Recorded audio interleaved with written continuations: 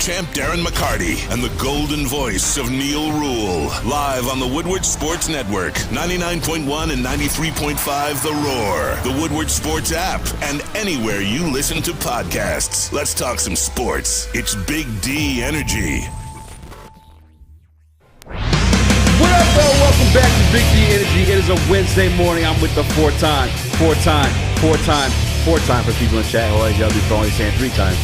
Stanley Cup champion Darren McCarty. Welcome, Easy. Welcome. Good to see you. Got the pod tune out today. Oh, yeah. Looking good. Nice and teal. What Yes, do we got? sir. We got in store. We got Sammy Flannel back. Sammy Flannel back in the building. Back in the building. Tell the people, because your streak resumes. It is a work streak with the Flannels. What day are we on, sir? We are on day number 58. Oh, 58. 58. Oh, you Okay. packed the streaks in now. For if you are haven't been following Big D Energy on the daily, Neil's out today doing some public service with the youth of the nation. That's dope. Showing them how to be snobs, I guess, or doing what he does. But Sam just got back. Was it Sedona? Yeah. Now you were out on a your vacation. Yes, it was kind of a business / like pleasure vacation. I mean, I'm getting married in Sedona, and we wanted to check out the site, visit with caterers, the officiant, all that good stuff. Yeah. But we also took some time to explore the area and hike the Grand Canyon and visit Phoenix and Tempe and all that good stuff. So it was a very good trip, but I'm very happy to be back. I feel refreshed. Sam Flannel comes back a cultured man, seen one of the wonders of the world. Oh, yes. Look at that. Well, we got Big D. We might have to just stand around him a little bit today, get that energy from down there. What was your I guess my question is, couple memorable parts or things that, like, when you look back, most fun you had on the trip? The most fun I had was definitely hiking the Grand Canyon, but it was also very memorable just getting to kind of see actually with my own eyes where I'm going to get married and just see Arizona does not look like anywhere else I've ever been. It's hot. You see the Red Rocks and all of that good stuff, but it was mainly the hikes and just kind of getting involved in the whole experience of this is what my wedding is going to be like. This is who my officiant's going to be, the caterers, all that good stuff. It was a great trip. He was mapping out the quickest exits in case, those feet get a little cold. Well, that's not Sammy Flannel. He's a professional. Didn't you see business and pleasure? So he was figuring out how to make it a write-off, too. I heard it right there. Question in the chat. I see it. How many times did you wear doesn't count, but did you have the flannel on at all out there out west, or not at all? I think I might have actually died if I tried to hike in that heat in a flannel, and it's a work thing. See, there it is. Mike G always wondered if no flannels in the desert. Even Sammy Flannel, he's like Smokey the Bandit, about the forest fires. Don't wear flannel in the desert. Yeah. I just picture you remember when Russell Wilson was hurt, but he was still going out there and doing the ghost huddle and going through all the motions. That's pictured you doing it at the wedding. Just doing the same stuff. I think that's pretty cool, though. Yeah, it's smart. To have the destination wedding or something like that and to go out and sort of you did your pre-scouting. Yeah, and I'm very much excited about the wedding, and I'm impressed with the area. And just getting to be there really confirmed that for me, so it was a very good trip. But like I said, I still kept tabs on the show, and I'm very happy to be back. And I'm ready to I'm looking at all the preps, and I'm ready to give my take on a few things. So let's get it cracking. I love it. Well, welcome back, kid. Also, Spencer's here, but we got a big show, Easy. Yes, sir. You're driving. What do you got in for us today? Well, obviously, we were talking about the NBA lottery last night. The Detroit Pistons land the number 5th overall pick. The number 5th isn't a thing, but the number 5 overall pick in the draft this year, coming up in June. Obviously, we got the Eastern Conference Finals to talk about, a little bit of basketball. I know Spinny loves his hoops. We got Jeff Iafrate joining us for that conversation as well. Speaking of Arizona, there was a guy who's leaving Arizona, or may leave, Deandre Ayton, on the free agent market. The Pistons are favored to land him. So we're talking a little bit about that as well. It's basketball packed in the first half. There's actually a new segment today too. The last 10 minutes of the show, you guys get to berate 4-time Stanley Cup champion Darren McCarty any and all questions. It's a new segment to you, but not a new segment to the show. Yeah, it's new for me. No, nice way. Glad you watch when you're not working. Anyways, I think now's the time. to let the people know before we get into it. We're going to start with basketball. It's time. Exactly.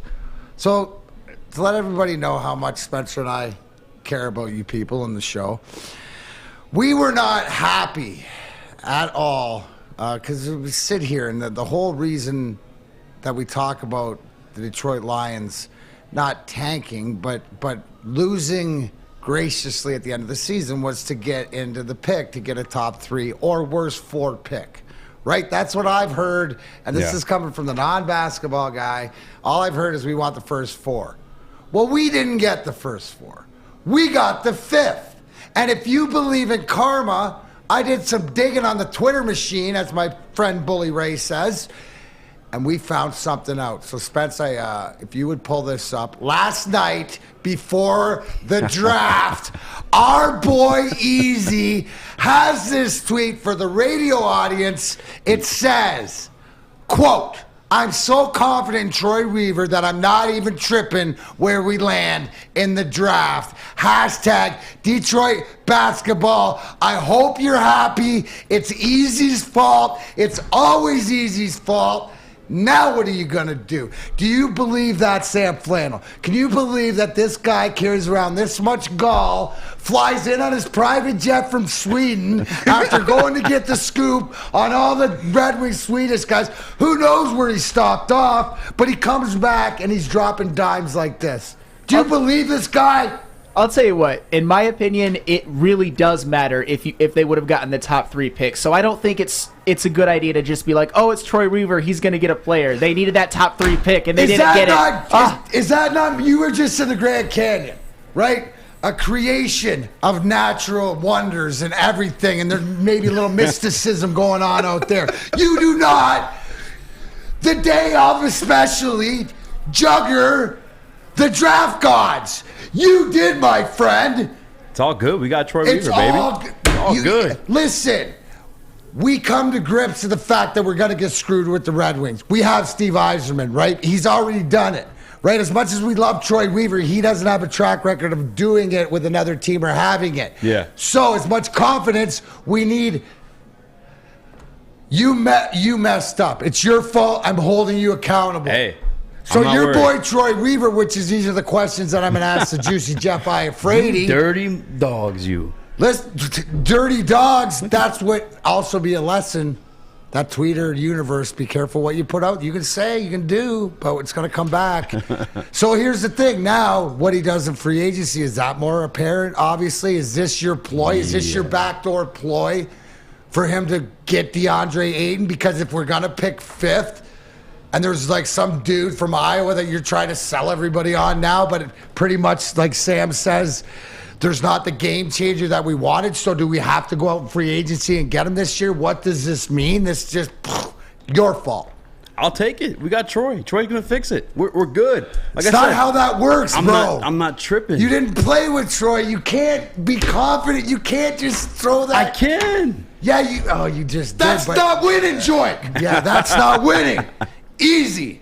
You did it. Is anybody else, please? Here, I'm going to go. You defend yourself. Why would you do that? Put your was it right hand up? No, honestly, look, Troy's a man. We've seen Troy, yes, he hasn't won a championship with another organization like Stevie White has, but we've seen what he's done in drafts with later picks with the Detroit Pistons. Sadiq Bey, a starter on our team, and a top. We're talking Lions today as well. List, top 25, under 25. You're not even letting me go. I'm letting you go. You're not even letting me go. But doesn't this set us back? I know. Sorry. No, you're fine. I'm gonna let you go. Yes, he's drafted, but you're saying, yeah, okay, Sadiq Bey's a good player, developing and a piece. But where does that put us? Am I overreacting? Okay.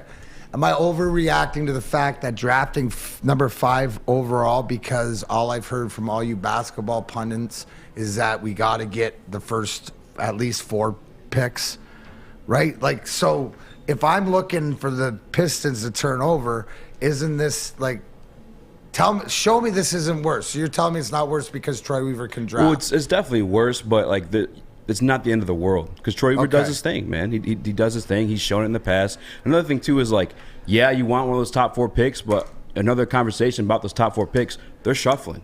what I'm saying, 1 through 4. And that means there's not a clear-cut guy that is a stud. So, like, you know, if there's a draft to, like, not cry about having one of these top 4, it's probably this one, to be honest with you. Again, like, if there was, these guys were so, like, set in stone, like studs, there'd be a for sure number 1. There's not. The conversation shuffles every time. So if the fact the conversation shuffles means that, yeah, every day you're shuffling. Every day I'm shuffling. So it's not that bad. It's not that bad, man. Plus, this is not a guy. Before the show, Spence and I run around like chickens with our heads cut off, trying to figure out about Shaden Sharp. He's just such a big mystery. And this kid was the number 1 recruit on all of like basketball last year. He's from Canada, but he didn't play last year. Wait. That might See? Yeah, you might go. be Yeah. good. Wait a second. So he didn't. So what you're saying to me is that D-Mac, take a chill pill, relax. I didn't really jinx us as much because Troy Weaver, who I trust, will find the talent at the 5 pick. Yes. The best talented player there is somebody that's going to help us out. But is there... So right now there isn't a number 1 consensus pick. Is this more like, so compared to, so are we talking like the NFL draft? I was just going to get that point. Yeah, it's kind of like the NFL draft. I'd say Jabari Smith is your Aiden Hutchinson, where he's for sure going to be a pro. He's going to be a pro for years to come. Chet is your unicorn. He's your Trayvon Walker, who just has all these explosive traits and could be amazing, but it's like it's kind of scary. You know what I'm saying? And then you obviously have Blanchero, who's like a proven guy, but he kind of didn't show a lot of effort throughout the season, and that'd be your Kayvon Thibodeau. So honestly, in ways, it does kind of mirror the NFL draft. So if you're saying that, that's too bad because Kayvon went 5th. Yeah. So that would mean Paul is not going to follow that part. No. We do have some evidence. I didn't send it to Spinney in time. Maybe we'll debut it on the Heavyweights pod, but maybe we'll have one of these guys fall in the draft soon. We got some photographic evidence. Hey, you know what I do got to touch on, though? What's up? We cannot let this slide, but 17-5, our fearless leader at the -300, Neil Rule, yesterday, giving you his get-right pick, going out on a weekday and taking that Mountain West football record and putting it right to it. And there's a few tweets that were sent out during the way, but 17-5 is pretty solid. So even though Neil's not here today, anybody who took him up on that, congratulations. But, reality set back in. Yeah. Take the Tigers. Lose 8-1. Oh, man. But Candy hit a bomb. Yeah, hey. It was a bomb, though. It was a bomb. Call it like you see it. But, I mean, are we still... Right? Because look at the win the other night, going to even or something. This is what we are, isn't it? Yes. Yeah. Especially against good teams. You might be able to sneak one out here and there, but... This is definitely what the Tigers are. If you're relying on Harold Castro to hit a game-winning home run in the 9th inning, that's not the best. That's not the best, recipe for success. And it's still we need our big guys to show up. We need our big guns to show up. We can't have Javi Baez hitting 200. We can't have Spencer Torkelson hitting under 200. And if this team wants success, it needs it from the guys that were supposed to give us success. These guys that were supposed to come in here and lift this offense from what it was last year. We're on pace. Neil sent us the graphic. We're on pace to hit 60 home runs this year as a team. Did you see? Do you have that graphic? I can get it real fast. Yeah, grab it. Wild. So we were going through that as a team, the greatest home run hitters, individually, you just remember, right? That the Bonds and the Sosas at 60 or whatever. We're on pace for the middle of that, for 60 home runs for a total year, which won't even. I think it puts us right, about 7 or 8. Spencer's looking for that graphic. We'll get that graphic That's up insane to show you, but. Yeah, power outage, right? Where that was, one of the things is that when you don't have the pitching, right? When you don't have the arms, and that's the sad part, is that you're counting on a Castro to hit a home run in the 9th inning. How bad are you? I mean, I know that the argument that, pitching's so much up because the ball's dead and different things like that. But and anybody on the screen, like, look at those stats there, right? Single season home runs. Barry Bonds obviously 73, McGuire 70, Sosa 66, McGuire 65, then Sosa was 64, 63. Roger Maris, 61 and 61. And there's the 2022 Tigers. On the current pace for 60.75. They'll slightly beat Babe Ruth's 60 home run. That is Gross. If that's not imperative of a power outage, I don't know what is, but I don't see it really getting any better sooner than later, because it's almost 40 games in. It is what it is. You know, everyone has their vice that they go to deal with these things. With the Tigers stinking it up, that's terrible. I did not know that was a thing. That's god awful. But you guys need to relax, enjoy yourselves, and get away from that stuff. I'd recommend some Gypsy vodka, because summertime is here, and there's no better way to enjoy a Michigan summer day than with Gypsy vodka. It's gluten-free and distilled 6 times to make it the smoothest vodka on the market. Try a bottle today and always drink responsibly. This is BDE. We'll be right back. Life is full of hard choices. We're here to make one of life's biggest decisions as simple as possible. My name is Christina Gennari, and for over 20 years, I've helped hundreds of families buy and sell homes. We cover all of Metro Detroit and more, from large luxury homes to starter homes. We will work hard to make sure that you get the home of your dreams. So if you're in the market today or even thinking about buying or selling in the future, make the obvious choice. Christina Gennari, the obvious choice in real estate. Visit us at soldchristina.com today. Strawberry Fest is back at Big Boy. We brought back some of the classic breakfast items like the strawberry French toast, hot cakes, and waffle. If you're not feeling breakfast, try our new strawberry bacon chicken wrap, crispy chicken wrap, nacho wrap, or strawberry salad. The perfect recipe for springtime. And don't forget to grab dessert, including our berry delicious strawberry pie for only $1.99 with the purchase of $7.99 or more at participating Big Boy locations. What's going on, everybody? It's Spencer for the Foaling Warehouse in Hamtramck. You know it. You've heard about it. It's the home of the original football bowling pin game called Foaling. You can go down there for your corporate party, team building event, or just have a good time with your family and friends. They have $12 open unlimited play. You can stay there all day, open to close, have a good time. Or private lane reservation, $120, up to 10 people. You know about their $2 mystery beer vending machine. You put in $2, pops out a good beer. No hassle, no fuss needed. Want to make a decision? Know what you want? They've got multiple fully loaded bars for you to choose from. So come on down, check them out in Hamtramck, or visit them online at foalingwarehouse.com. Again, that is foalingwarehouse.com.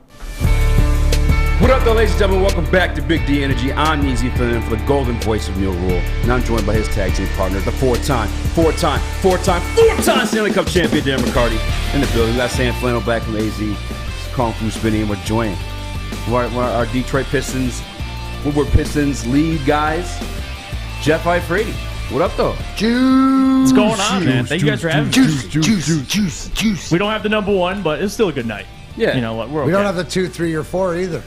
Well, that's very true. Should I be worried? I just blamed it on Easy if you didn't see it, because he tweeted out before the draft. He doesn't care where we draft. We got Troy Weaver, and I mean, that was a little bit suspect. Yeah, that's the suspect timing of hours. The time you don't.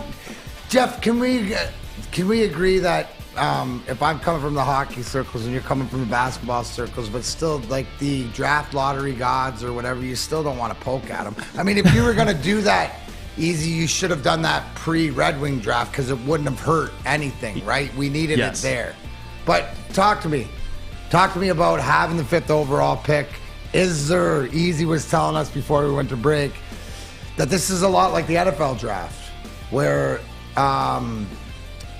there is not a number one guy. Some of these guys that we saw drafted in the NFL, there's some questions on these NBA guys. So there's some guys that you're looking at that are number 5, or one of these top number 4 guys we've been talking about all year fall to us at 5, sort of like Thibodeau did to the Giants at 5. But I guess for everybody out there, you don't seem too distraught about it, so why should I be distraught about it? I mean, a lot of it has to do with who's selecting the picks. I mean, I've always believed that. It's not always about, where you're selecting. It's who's selecting. And we have Troy Weaver. This isn't Stan Van Gundy. We've had problems, in the past, obviously, because, listen, I mean, you had the chance to get Donovan Mitchell. You've had the chance to get Devin Booker. It's not always about getting the number 1 pick. We got it last year, and I think last year was much more important because you got Cade Cunningham. Mm-hmm. We all agree, probably the best player in that draft. This year, it's a little cloudy up top. I mean, you have Easy was right on that. I was listening earlier. Just a lot of guys up top. You're not really 100% sold on as the number one. I love Jabari Smith Jr. He's been my guy since day one. I still feel that way now. Now that we have the number 5 pick, I understand it's probably not likely Jabari Smith will be there. So now this is much easier because it clears a lot of things up. You know where they're selecting. You kind of know what players are in that ballpark. I mean, the Jaden Ivies, the Keegan Murrays, Shaden Sharp is another one, Ben Matherin. So now you kind of have an ideal, couple people that you kind of know where Troy Weaver's going to go. But listen, Troy Weaver had a press conference right after the lottery.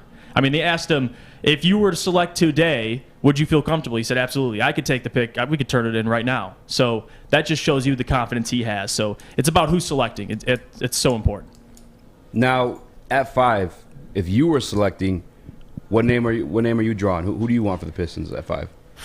So it just depends what route, and it's a tough one, but what route Troy Weaver wants to go. You have Shaden Sharp, who you mentioned, a number 1 player coming out of high school, the biggest mystery, but also one of the biggest upsides in my opinion. So do you want to go that route, or do you want to go with a safer Jaden Ivey, who does have connections at Detroit? Not that matters, but obviously his dad went to Country Day, his mom played for the Detroit Shock, and I think his grandfather played for the Lions. So yeah. Got a lot of ties to Detroit there. So it just depends. I mean, personally, I would lean either one of those guys. I mean, you got to get a guard at this point. Just looking who's available. Keegan Murray's another one I wouldn't be, I'd be fine with. But just I think the upside of those Keegan two Murray. guards are just much more higher. I would take Easy's Iowa guy? Yes. That is Easy's Iowa guy. Do you approve of him? I approve of him. I just think he's like the safe. You're getting a guy who's going to be serviceable for 12, 15 years, whatever it is. I just don't know if his upside is as high as the Jaden Ivey or Shaden Sharp. And you get another ball handler. But it doesn't seem like it's going to fall to there, so maybe that's exactly, it's sort of the blessing in disguise. The immediate reaction that I had is, does this put more of an onus or imperativeness on free agency for the Pistons? Meaning, does this speed up their process? Or, because with you telling me right after what Troy Weaver said about picking 5, it seems like they were prepared. Yeah. And it wasn't like last year. It's almost like they knew last year that they got Willy Wonka's golden ticket. They got got Easy's pass to the to the Megan Thee Stallion concert backstage or whatever it is. Whatever he's frothing on, but no. So it tells me that. But what do you think? What do you say? Does it change? Does it change the way that they're programmed because they're at that 5 now? But is it more of a contingency B, or is it more that they could continue to go on the plan that he wanted? I don't think it changes much. I mean, considering just this free agency class is more so top heavy. I mean, Deandre Ayton is the guy I think we can all mutually agree on. We hope they pursue and we hope they can land. I don't think that changes now. If they take a guy like Jalen Duren, a center out of Memphis, maybe that does alter what they do in free agency. Maybe it doesn't. I don't think it changes a whole lot. I mean, regardless, I've always said this. You need to know where you're selecting. We know they're at the number 5 overall pick. If it's a guard, to your point, maybe that does refrain from Troy Weaver going and getting a Jalen Brunson, or maybe it doesn't. Like, it's hard to predict, but in my opinion, I think it means something. You kind of know what positions you need and don't need. If they take Jaden Ivey, I mean, why in the hell would you go for Jalen Brunson? I mean, there's no, you know what I mean? So it does clear those questions up. That was a name that I actually had the 5 spot, and I know it may be a little early on him, but on that particular gentleman, Jalen Duren. Yep. Obviously, we need a 5, like a true 7-footer. He looked special at Memphis State. He's going top 10 for sure. Yeah, definitely. It saves us from spending money on Deandre Ayton or possibly Mitchell Robinson. Like, is that too high of a selection to grab him?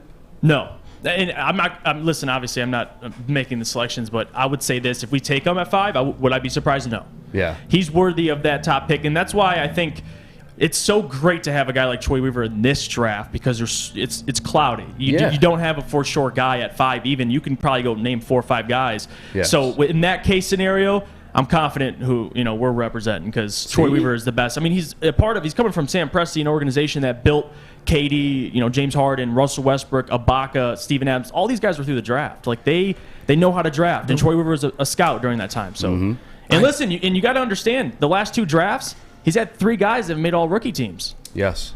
3 guys, and 2 of those guys were selected in the middle of the first round. They weren't even high picks, Sadiq and Isaiah Stewart. So give the man his flowers. Well, it's safe to say he can identify talent. Absolutely. Right. So whatever, which way. So with the fifth pick, you'll probably see which direction it's going to go. And you bring up a great point, because sort of last year's draft, it was pretty much you couldn't mess up at the top of the draft, no matter what the GM was. But now the fact that it's cloudy, which means you don't know if a team ahead of you. Now, there's a lot of talk about, some of the teams that are picking ahead that might want to move. That's the one thing that the sign and trades and this and that and all the action that goes on. I asked Neil this, and I'm always wondering, Jeremy Grant. Something like this, because in the NBA, a lot of draft day things Trades, happen. yeah. Teams moving around, this pick for that pick.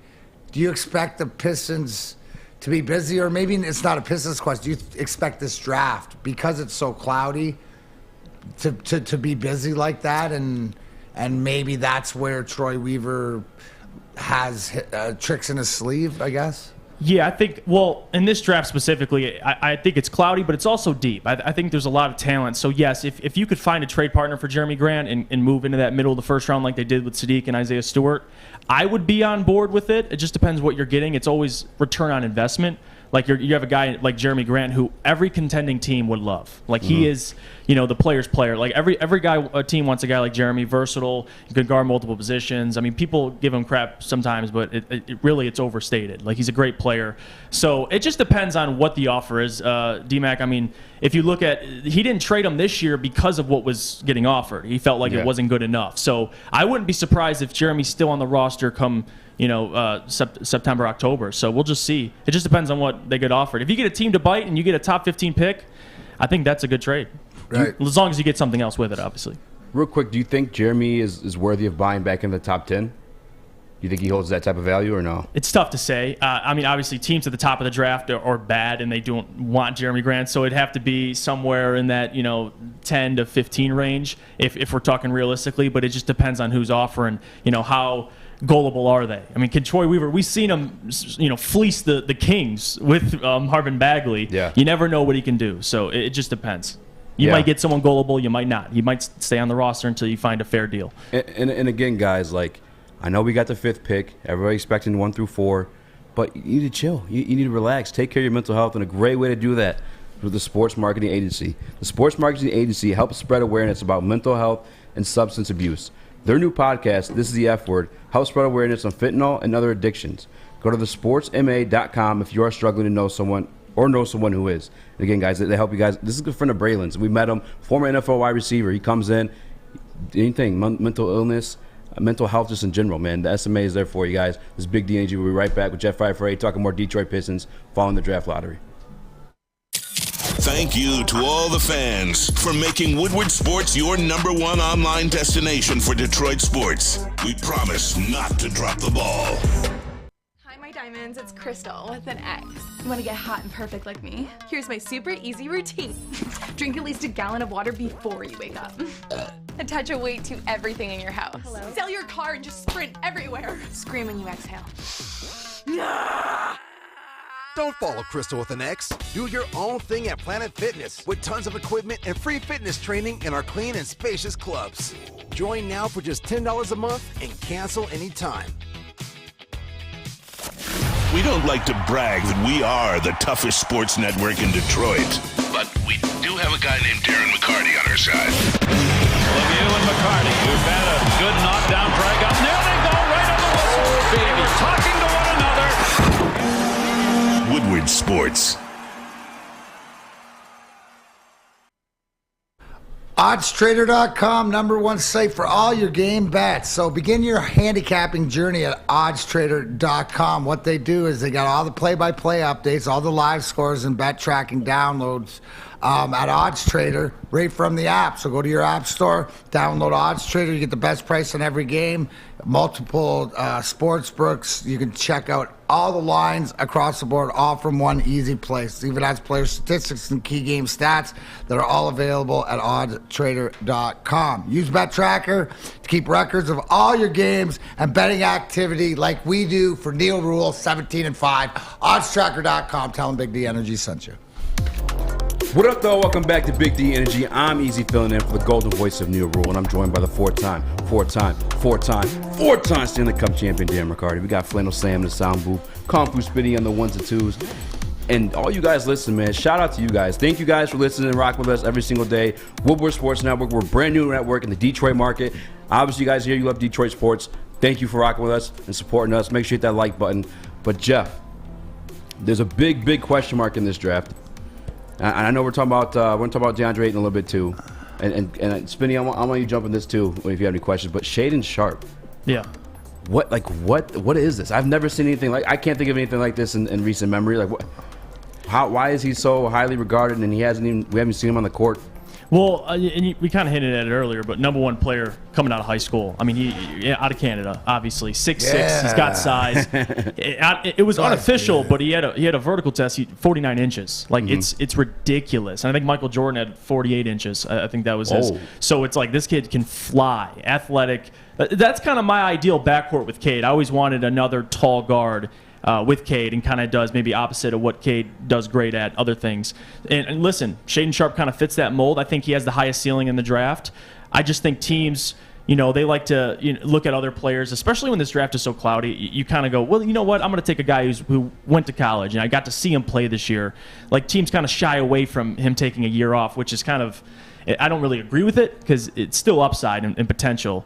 But again, whoever takes him, you're going to need to be a little patient with him getting back to, he's going to take some time to hit his potential. He's not going to come out guns a-blazing after taking a year off, especially, in the NBA. So I think he has the highest ceiling. I wouldn't have a problem with the pick. I'm in favor of it. But that's kind of why. Teams are just a little iffy. I mean, he'll still go top 5, top 6, in my opinion. He's too damn talented. In the NBA, where like your contracts are guaranteed, doesn't that worry you guys a little bit though? Like him just taking a year off, and it's like, is that not like weird? Well, he entered. I believe he wasn't eligible at the time, like just because of his age. So he had to take a year off. Now that he's eligible for the NBA draft, he just said, "Well, screw it, I'll just go right to the NBA draft." Not at that age, easy. No, young. Yeah. How old is he? 18. Yeah, 18. No, 19. Young enough, and I think that. To your point, maybe in the past and stuff like this, it'd be detrimental. But we all went through COVID. We all figured out how to, as athletes, as people, whatever, all our routines changed. So I think that being that young, it definitely won't hurt them. It should make them hungrier, but understanding the process. And I think, this was a conversation. And it always comes back to when a kid like this comes out and he's as special as it goes back to the Kobe Bryant conversation about coming out of, high school. Right. When can the kid come out early? So and Kobe took a year, and then he became, you know what I mean? Like, right, that's what I'm saying, and that didn't deter. What it might in the immediate need time to catch up to speed, but when you're that talented and and you're Canadian. Yeah, well, it scares me because we have the whole like Ben Simmons thing, right? Like there's this girl, she said she wanted a man who don't play no game, so I went and bought a Ben Simmons jersey. But no, with Shaedon Sharpe though. Where'd you steal that one?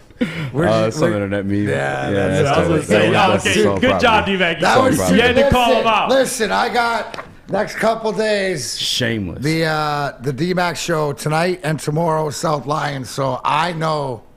Yeah, I'm not a comedian. I got comedians, so I know you stole that from somebody. Spinny, with the because you bash on Ben Simmons all the time. Yeah.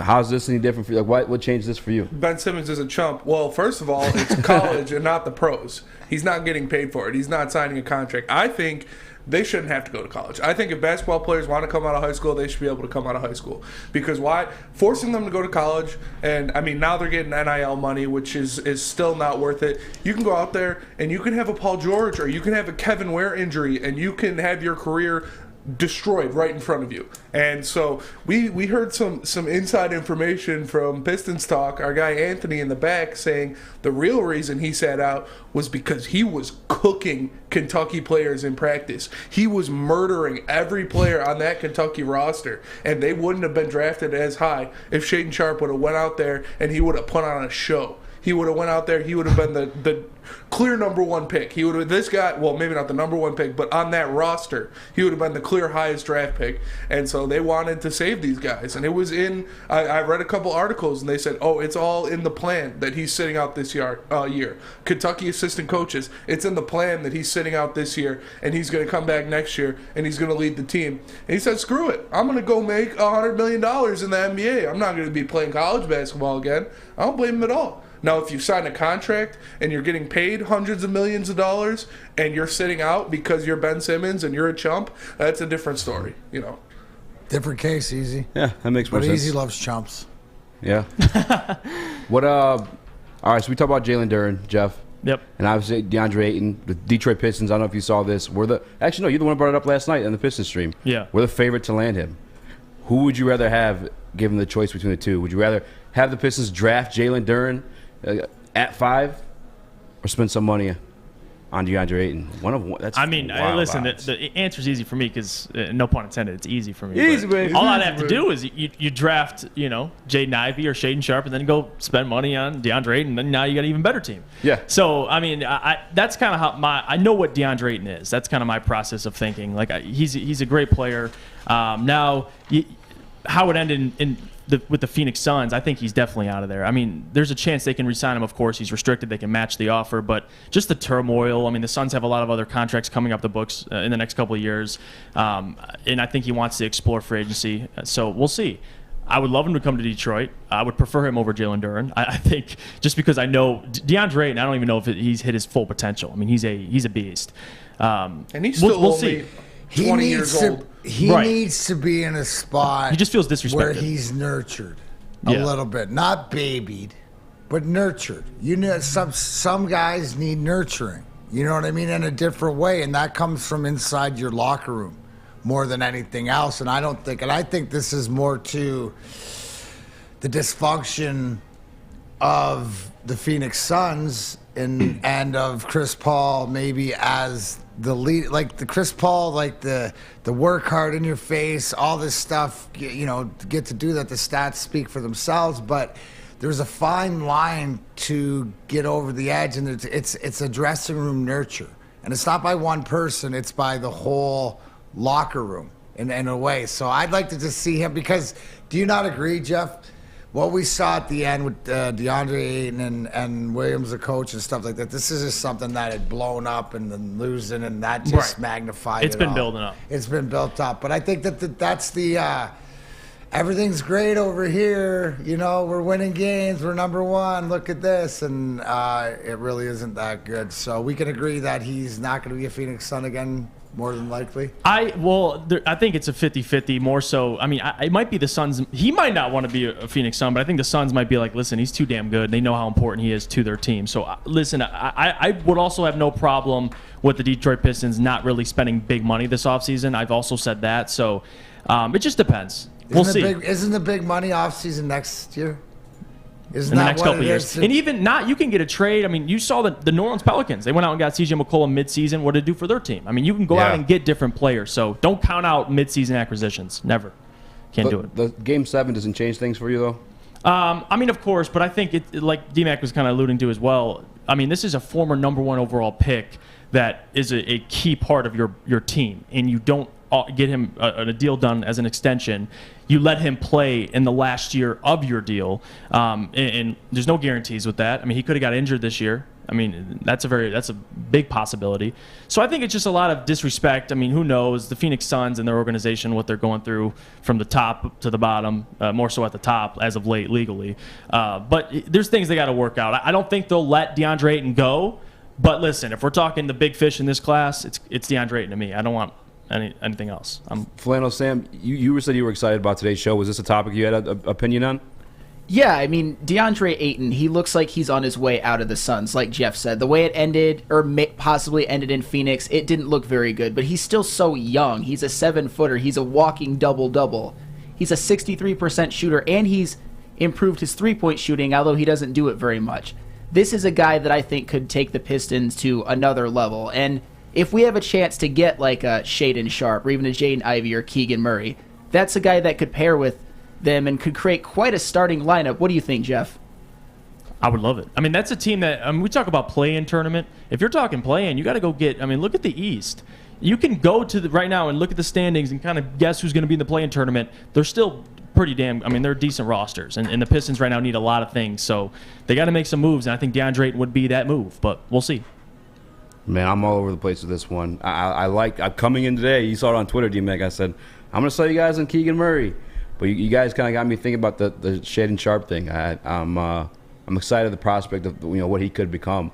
The only reason why I like Keegan Murray though was I was looking at Luka, and that's case that's been his pro comparison throughout his rookie year and even now. You see Luka in the Western Conference Finals right now. That team is really just him and a platoon of wings. They're able to play the 3 and D, and I think Keegan Murray could be one of those. Yeah, Keegan Murray reminds me of kind of like what we see out of the big men that are left in the NBA playoffs right now. We see a Grant Williams, we see a Bam Adebayo, we see a Dwight Powell. These guys that are not legit, big guy centers. These are not legit 7-footers. They are 6'8" to 6'10" guys who can play defense, who can do a little bit of everything on offense. So Keegan Murray actually reminds me a lot of Bam Adebayo, but I think his offensive game is a little bit better, but his defense isn't as good as Bam's. Like, Keegan is a better shooter than Bam Adebayo, and he can take people off the dribble better than Bam can, but his defense is nowhere near the caliber of Bam Adebayo. But like how he plays, his body type, his role in the offense, I could see it being like what we see in the conference finals games right now with those type of big men that are not these 7-foot, Jokic or Embiids. Yeah. They're these guys that can switch off different positions. They can kind of play positionless basketball, which is what the NBA is about now. So Keegan Murray wouldn't be a bad pick by any means, but I really want that dynamic backcourt option to go with Cade, and then we can because if we get Ayton or Mitchell Robinson, I think that's what we need. We need that big body down there, and we don't need as much of the switch guy. So we'll see. I'd rather us draft Shaedon Sharpe and then sign Mitchell Robinson to a cheaper contract than throw in the bag at Ayton. But I trust in Troy. All faith in Troy Weaver. And that's a great point he brought up as well with the NBA nowadays. Like, that's where it's heading. Versatility. You need guys that are 6'8" to 6'10". I mean, look at the Celtics. That was a great point he brought up. How the Celtics and even Miami and look at all the teams now left in the conference finals. I mean, these are all teams that kind of had this mold. Versatility, multiple guys that are that size, and Keegan Murray would not be mad at that pick at all. No, you said the best thing you got going for Easy is that Juicy said that he's probably safest pick right there. And I think that if you're going to build like that, it's just when does Troy Weaver decide to drop the hammer? When's he in a position? Who is that? And I think more to your point, you see not only just draft day, but in the NBA, there's more movement.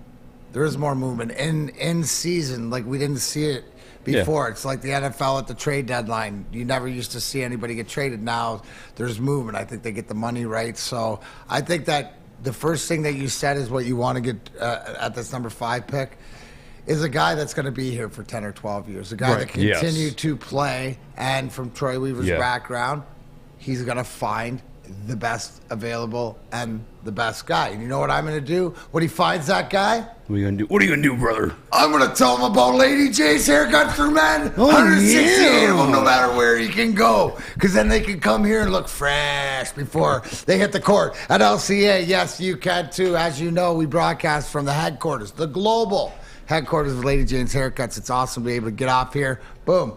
Go ask one of the ladies, hey, you got time for the King's treatment? Yeah, boom. Just like me, you can come in, sign in, sit down. Before you know it, handsome and clean. All watching either a live show, maybe the Bottom Line, maybe Big D Energy as it goes on, or your favorite sporting event. So get to a Lady Jane's near you. Open 10 to 8, 7 days a week. You know why? Because it's wicked awesome. Big D Energy, Woodward Sports Network. Be right back. Big D!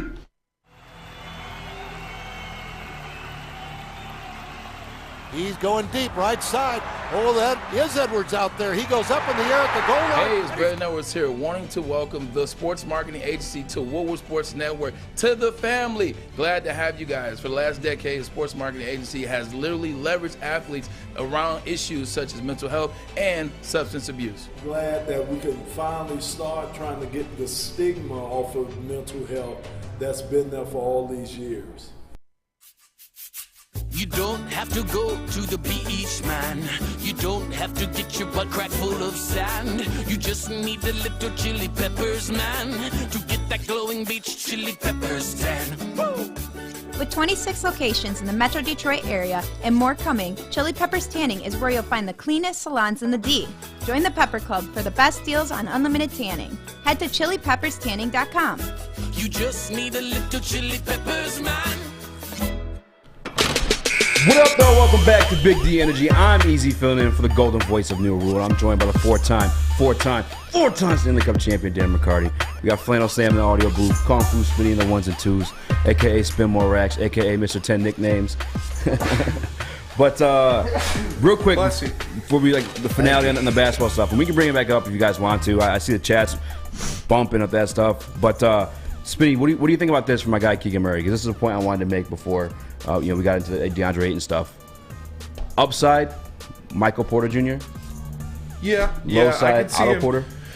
Yeah, I don't think he'll be that athletic because Michael Porter Jr. is an athletic freak, and he can take people off of the dribble. I think he has more of that quick twitch speed that Keegan Murray's kind of missing.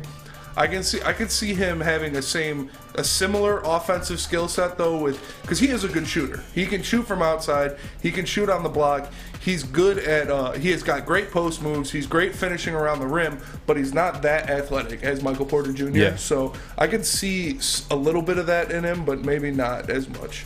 Yeah, I see him stretching the floor. I just see we talk about the teams in the conference finals now. Again, the championship teams as well. We talked about this before. The wings and up. The wings, the power forwards, your centers. Like throughout the history of the NBA, even Jalen Rose said it. Take away all skill, even skill. Basketball is a big man's game. So I'm always going to tilt a little towards that those wings and those forwards. Well, you look at what's the evolution of the game and what we're seeing in the Final Four. And what we're going to see again, tonight with Golden State and. Yeah, I can't wait for that Luka, game, honestly. Trying to put it on his back. But you look at what Miami did last night, right? In that game, and it's the guys like the Tyler Heroes. And I know Jimmy Butler, but Jimmy Butler's not your proverbial big man or whatever. But what they do is they can fly the floor. You know what I'm saying? Fly the floor, pick up. And what you see is usually the rim protector, the old school rim protector is underneath the rim and blocking guys out, and more of the center like the Ayton. You see a lot of these blocks now. It's guys switching, coming off, a lot of movement. Yeah. You saw Jimmy Butler last night out at 3, getting all ball. So it's the athleticism and the length. What really excited me is if you're comparing somebody's vertical to Michael Jordan's vertical and whatever like this, so jumps, hops, that in itself, if you can jump 49 inches, you don't need to be that tall. Yeah, just saying. And I think here it's in the chat somewhere. I just lost it. Travis Elkins said it really good. Kuzma is who I could see Keegan Murray being more of a similar comp to Kyle Kuzma, because they both have that kind of game that they can stretch the floor, they can take somebody off the dribble if they need to, but they're not really freak athletes. And when you're saying it's a big man's game, basketball's a big man's game, that's true for sure. That's true. Yeah. But this guy. Sharp. Shaden Sharp. He's 6'5", 6'6". But I'd rather have a 6'5", 6'6" he might get guard taller too. than a 6'8", 3 or 4, really. But look at the game now. The game's changed. It's not under the rim. It's the object is you got a big man? Let me pull your big man out to the 3-point line. So now your big man's got to be able to shoot threes. Yeah. Or the run around, because you look at like a Golden State, other than when they had McGee or whatever like that underneath the board. But these guys are flying around. It's always pick and rolls, cross, this, that. Yeah. It's the speed, the tempo of the game. So you need those sort of athletes. But it's like the Kuzmas, right? Like those type of guys are they're the buffers, because when they're the best player on the court. They like go in between. They're like the washer to the nut and bolt. Right, you can work with the bolt and the nut, the center and the guard, but you need the washer in there because that makes everything smooth. Either by the way they can post out for shots or the way that they can take it off the dribble, like Spence said. And that's what I was saying too, like with the wings, as far as like the evolution of the game and it being more open space and less obviously rough and big man is like that's why I feel like it altered to the wings because the wings are essentially a big man that are able to play a guard skill set. Like he said, take you off the dribble and move like that. Plus, dude, you look at the East that we have to go through. Kevin Durant, Giannis Antetokounmpo, freaking like give me a guy that's 6'8". Even if no one's gonna guard or stop those gentlemen. They're the best. But give me somebody who could follow him or slow him down. Just give me extra bodies to put on those players so we could last throughout the game. Right. Well, the game's isolated. Like I say in hockey that in my day, 25 years ago, right? It's size, not speed. That's the number one. Now in hockey, it's speed, not size, right? Because it's a skating game. Well, the same thing is to be said in basketball because it's not just, you're this size, you play this position. No, it's athletes. 5 athletes are on the floor, and then you're looking for the mismatch. You're looking for how you can isolate the one person and make them uncomfortable. What I'm looking to see in the Golden State Dallas series is who does Luka guard and what do they do? Because that everything goes through him, and they're going to try to tire him out, right? Are they going to run him around the floor, or is he going to go defensively and maybe guard Draymond and stay down low? But then you're going to deal with, instead of the cardio by running around, then it's going to be a physicality thing, right? So you got to say which way you're gonna go here. So that's where interesting. But it's the guys around him. Who are we always talking about? We know what we're going to get out of the stars, or what you're going to get out of the stars. It's those role guys and those power forward guys and the guys that make the difference. You saw it last night in Miami. Right, that's what I'd ask you. Is this like what I saw and understand the Jimmy Butlers, but it's a guy like a Tyler Hero who sort of keeps it together because if you didn't watch the game last night, Boston was up big early, but Miami they could never put them away, right? Never put them away. Miami just keep coming. Why? How does Miami do that? They're relentless. They run the floor. They're in their face. They're these guys you're talking about is sort of the new NBA, the way that they're spaced and sized on the floor. Yeah, and if I'm going with one of those guards, I'm definitely going Sharp. It's insane that the reason, if this is true or not, I don't know, but we speculated that the reason this kid sat out was so he wouldn't affect the draft stock of the other gentlemen on the team. Which goes back to maybe to the point where Jeff said at Troy Weaver's press conference that they knew who exactly they're going to pick at 5. Yeah, it may be him. It could be, absolutely, yeah. And when you hear those stories and stuff like this and done your due diligence as a GM that's as good, as Troy Weaver or track record that it is, then all this stuff that he's done. So it's worth taking that flyer. And then because at the end of the day, talent-wise, if he can reach potential, that's a number top 3 pick. Well, I was just going to say, that being the case, hey, we don't want you to play so you don't ruin the draft stock of these gentlemen. Here we are, he's still projected to go above those gentlemen. You know what I'm saying? I don't know. It's kind of silly. But we're talking about mismatches. Speaking of mismatches, I'd like to transition to the Lions a little bit because it sounds like that's what they're trying to do on their offense. According to rumors, they're speeding up the tempo. They're going to go no huddle this offseason. We saw Jared Goff last year. I'm trying to speak respectfully of him because I know people get upset, but we saw him at times, not be able to go through reads. Sometimes there was a cadence mistake, as we saw in Chicago with I'm not going to say the word, but the midsection fumble he had there. Is this going to make you guys nervous at all a little bit about Jared Goff on a no huddle offense? You think him having another year with Dan Campbell and Ben Johnson that they should be good? No, I think that if you're a professional football player and you're a quarterback and you're supposed to whatever, and you're an offensive coordinator. And see, here's the thing. When Anthony Lynn was let go, we saw a different Jared Goff, right? And then we heard the influence of Ben Johnson and Dan Campbell's ear, whatever like this. Hence, he's got the job. what you got, you're not going to put your quarterback in a position, right? I would expect, especially early, especially going to the training camp offseason. Now's the time to see if they can get it done, right? They obviously believe that it can be, and you're talking about something that happened before. I think it's a different situation because it's all about communication. It's all about comfortability. And what did I say about DeAndre Ayton?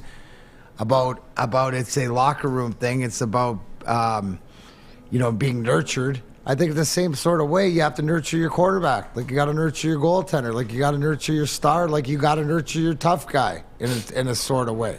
Everybody in this has got to be on the same page. And I think that now is the perfect good. I mean, to have that in your back pocket, not even to go to, but to throw it, isn't that what winning teams do? They have a quarterback that can do it a bunch of different ways, from under the ball or from shotgun or from no huddle to whatever. Yeah. If he's this guy, so they're either giving him the opportunity, expanding it because they believe maybe we don't as much in them, but they believe it, and you'll see. So good. I like to hear them implementing this before training camp, then 5 weeks into the season. Yeah, I'm with you. I think it's successful because it's not about Jared Goff. It's about him understanding his part in it. And I think that the teachers are there. You're in a classroom, right, where you want to learn. It's sort of like being around here. You might pick something up, right? It's not necessarily, but when you're sitting in the back, right, in the bullpen, and we're sitting in the back chopping it up or whatever like this, and somebody says something, doesn't matter. It's, oh man, I didn't expect to learn something today, but you pick something up, and it may be something silly, but you don't understand. That's what I'm saying. They're putting him in a position to succeed. If it doesn't work, if he's not up to it, if he can't grasp it, I don't think it'll see the light of day. Yeah. Spinny, where'd this come from? Who put this out in the air? I've seen it from Free Press, from Detroit News, from Tim Twentyman. They're putting it out there. Ben Johnson is talking about this, and I think it's a good idea. I think this fits Jared Goff a lot because he can just go up there. He has his one read on a quick snap, boom, no huddle offense. He knows where the guy's going to be. He knows the play already. It's going down and getting it, and I think that's better for him than rather to have to sit back and read a defense and make these decisions and go through multiple reads. It's just boom, boom, boom, and we know he can be accurate when given the time. If he just needs to go up there and saying, all right, we're hitting the quick out.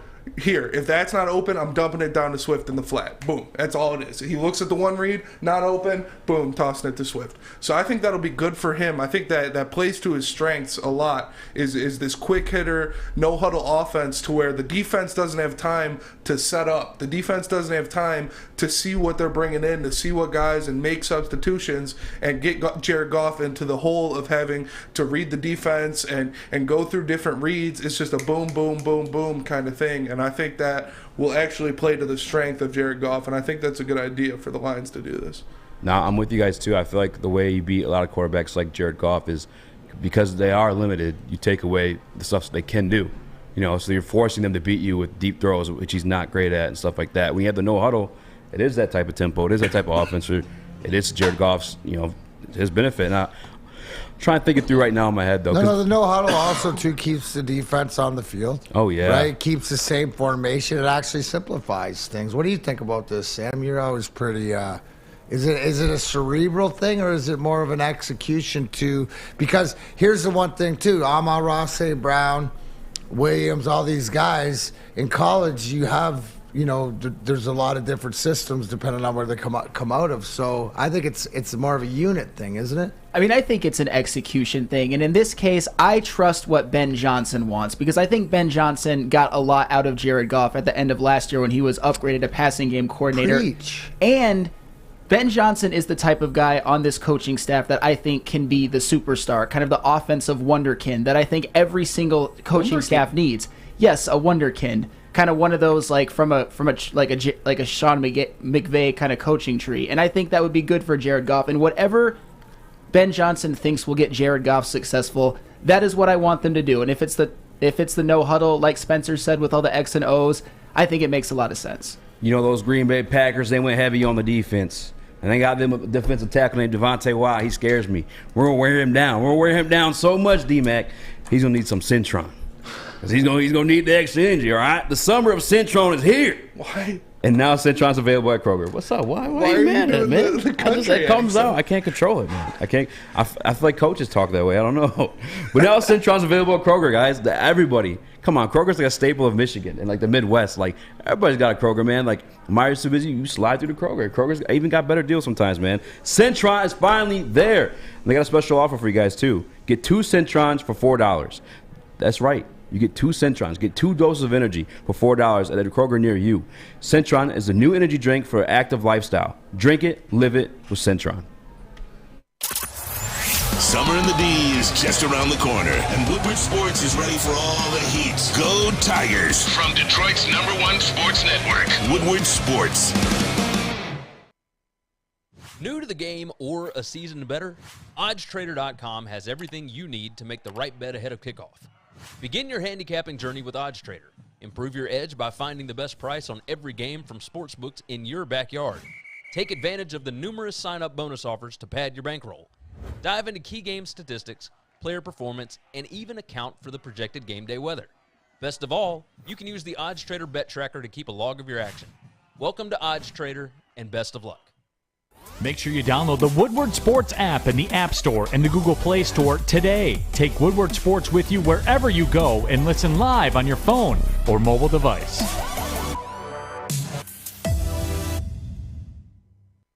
Fresh, juicy, hormone-free chicken. Wingsnap has the best traditional wings. Try our signature sauces, Jamaican jerk or lemon pepper. Wings are tossed to perfection in any sauce you pick.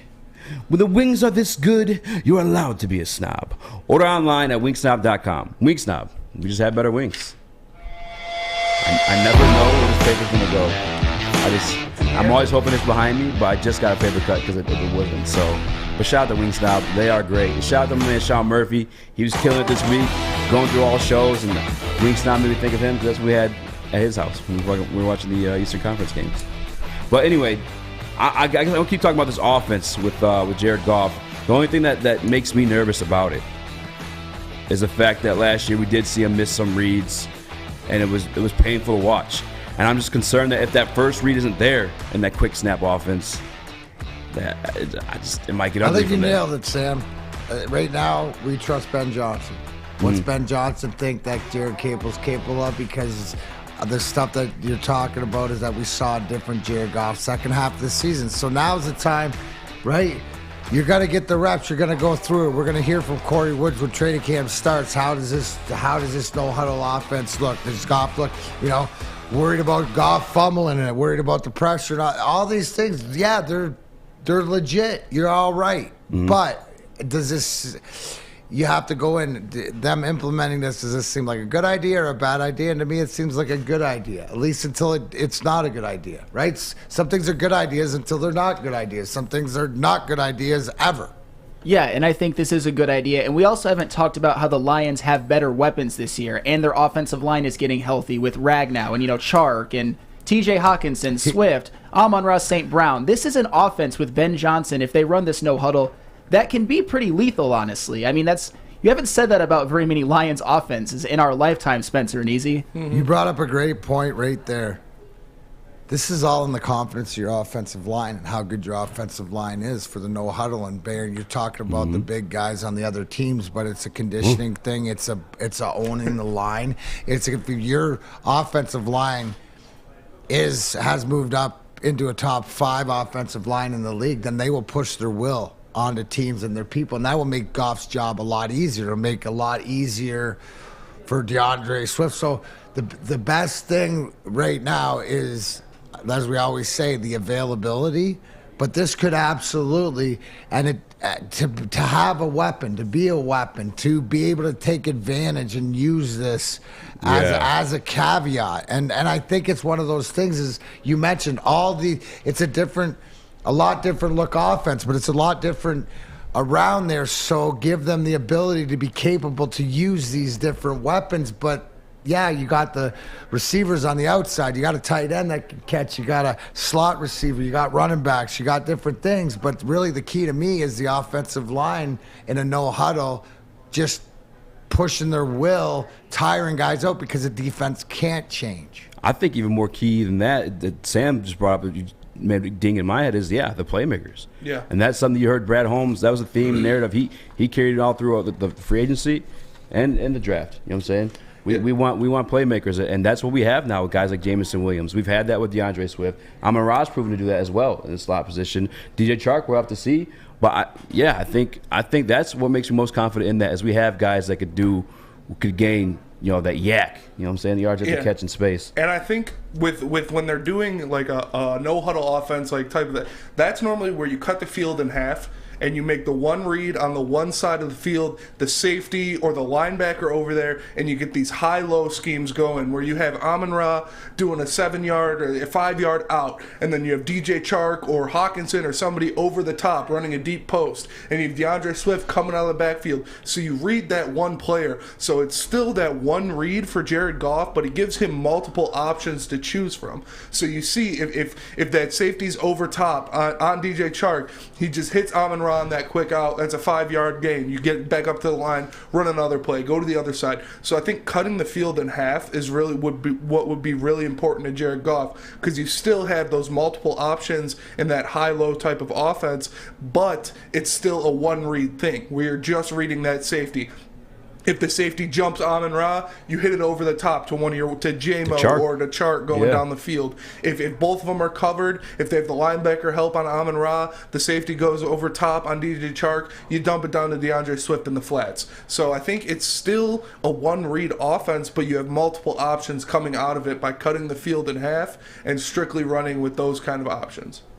I like that. And here's a great point. I mean, Bob's big boy might be eating a little bit too many strawberries this morning, but I do agree with him. Not that a clean pocket to Jared Goff. He's not. Bob's big boy got exaggerated and excited because he said he's a top 5 quarterback. Whoa, slow it down. Clean pocket.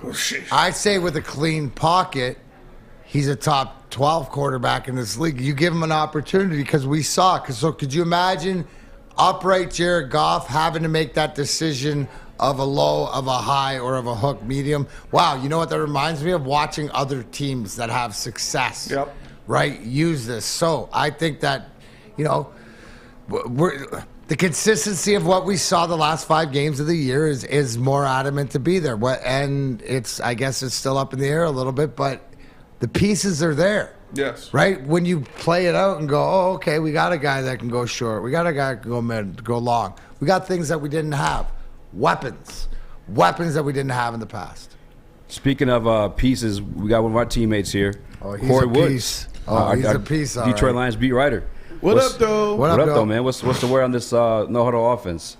What's your feel of it? I'm with you. First off, hold on, before they start saying in the comments, isn't that the guy who said that Lions should take Malik Willis number 2? Yes, I'm the guy who said that they should take him number 2 if that was their guy. Let's get it out the way, since you guys are going to put that crap in the comments. I own my stuff. So now let's go ahead. So you say, what am I thinking about the no-huddle offense? Yeah. I'm for it. So you talking about like with Ben Johnson and the Lions going to strip. I think the offense is going to be a lot more streamlined as everything going on. I'm with it. Yeah. I mean, I think last year what we saw with them was when you had Anthony Lynn as the offensive coordinator, things look a little bit more confusing for Jared Goff. You saw that he was not confident in his play, in his throws, in a play. But that was evident throughout the first 8 weeks of the season, because you saw they didn't register a win. Yeah. So with Ben Johnson and Dan Campbell, when they took over, it seemed like things got a little bit more simplified, where Jared Goff was a lot more comfortable. Mm-hmm. And now with Ben Johnson now taking over as the OC, and he said that everything's going to be, Dan Campbell said that things are going to be more streamlined. I like this a lot for Jared Goff. What do you do?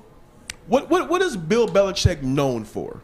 He's known for being a great coach, but what is he mainly known for? He takes guys' strengths and highlights those. Yes. That's the job of a coach. Yeah, you can have a system, but if your system does not work for said player that you have, then it's not a good system. Yeah. So if the Lions are tailoring things to what Jared Goff likes, what he excels at, I'm all for it. Because, again, as I said it before, if Jared Goff is the long-term plan, or at least the plan for the next 2 years, you want to create an offense. You want to create a game plan that is in the best interest of him, because if it's in the best interest of him, it's going to be in the best interest of the team, in the best interest of how you maneuver and use these draft picks over the next couple of years. So I'm all for it. I'm with it, man. Fired up, eh?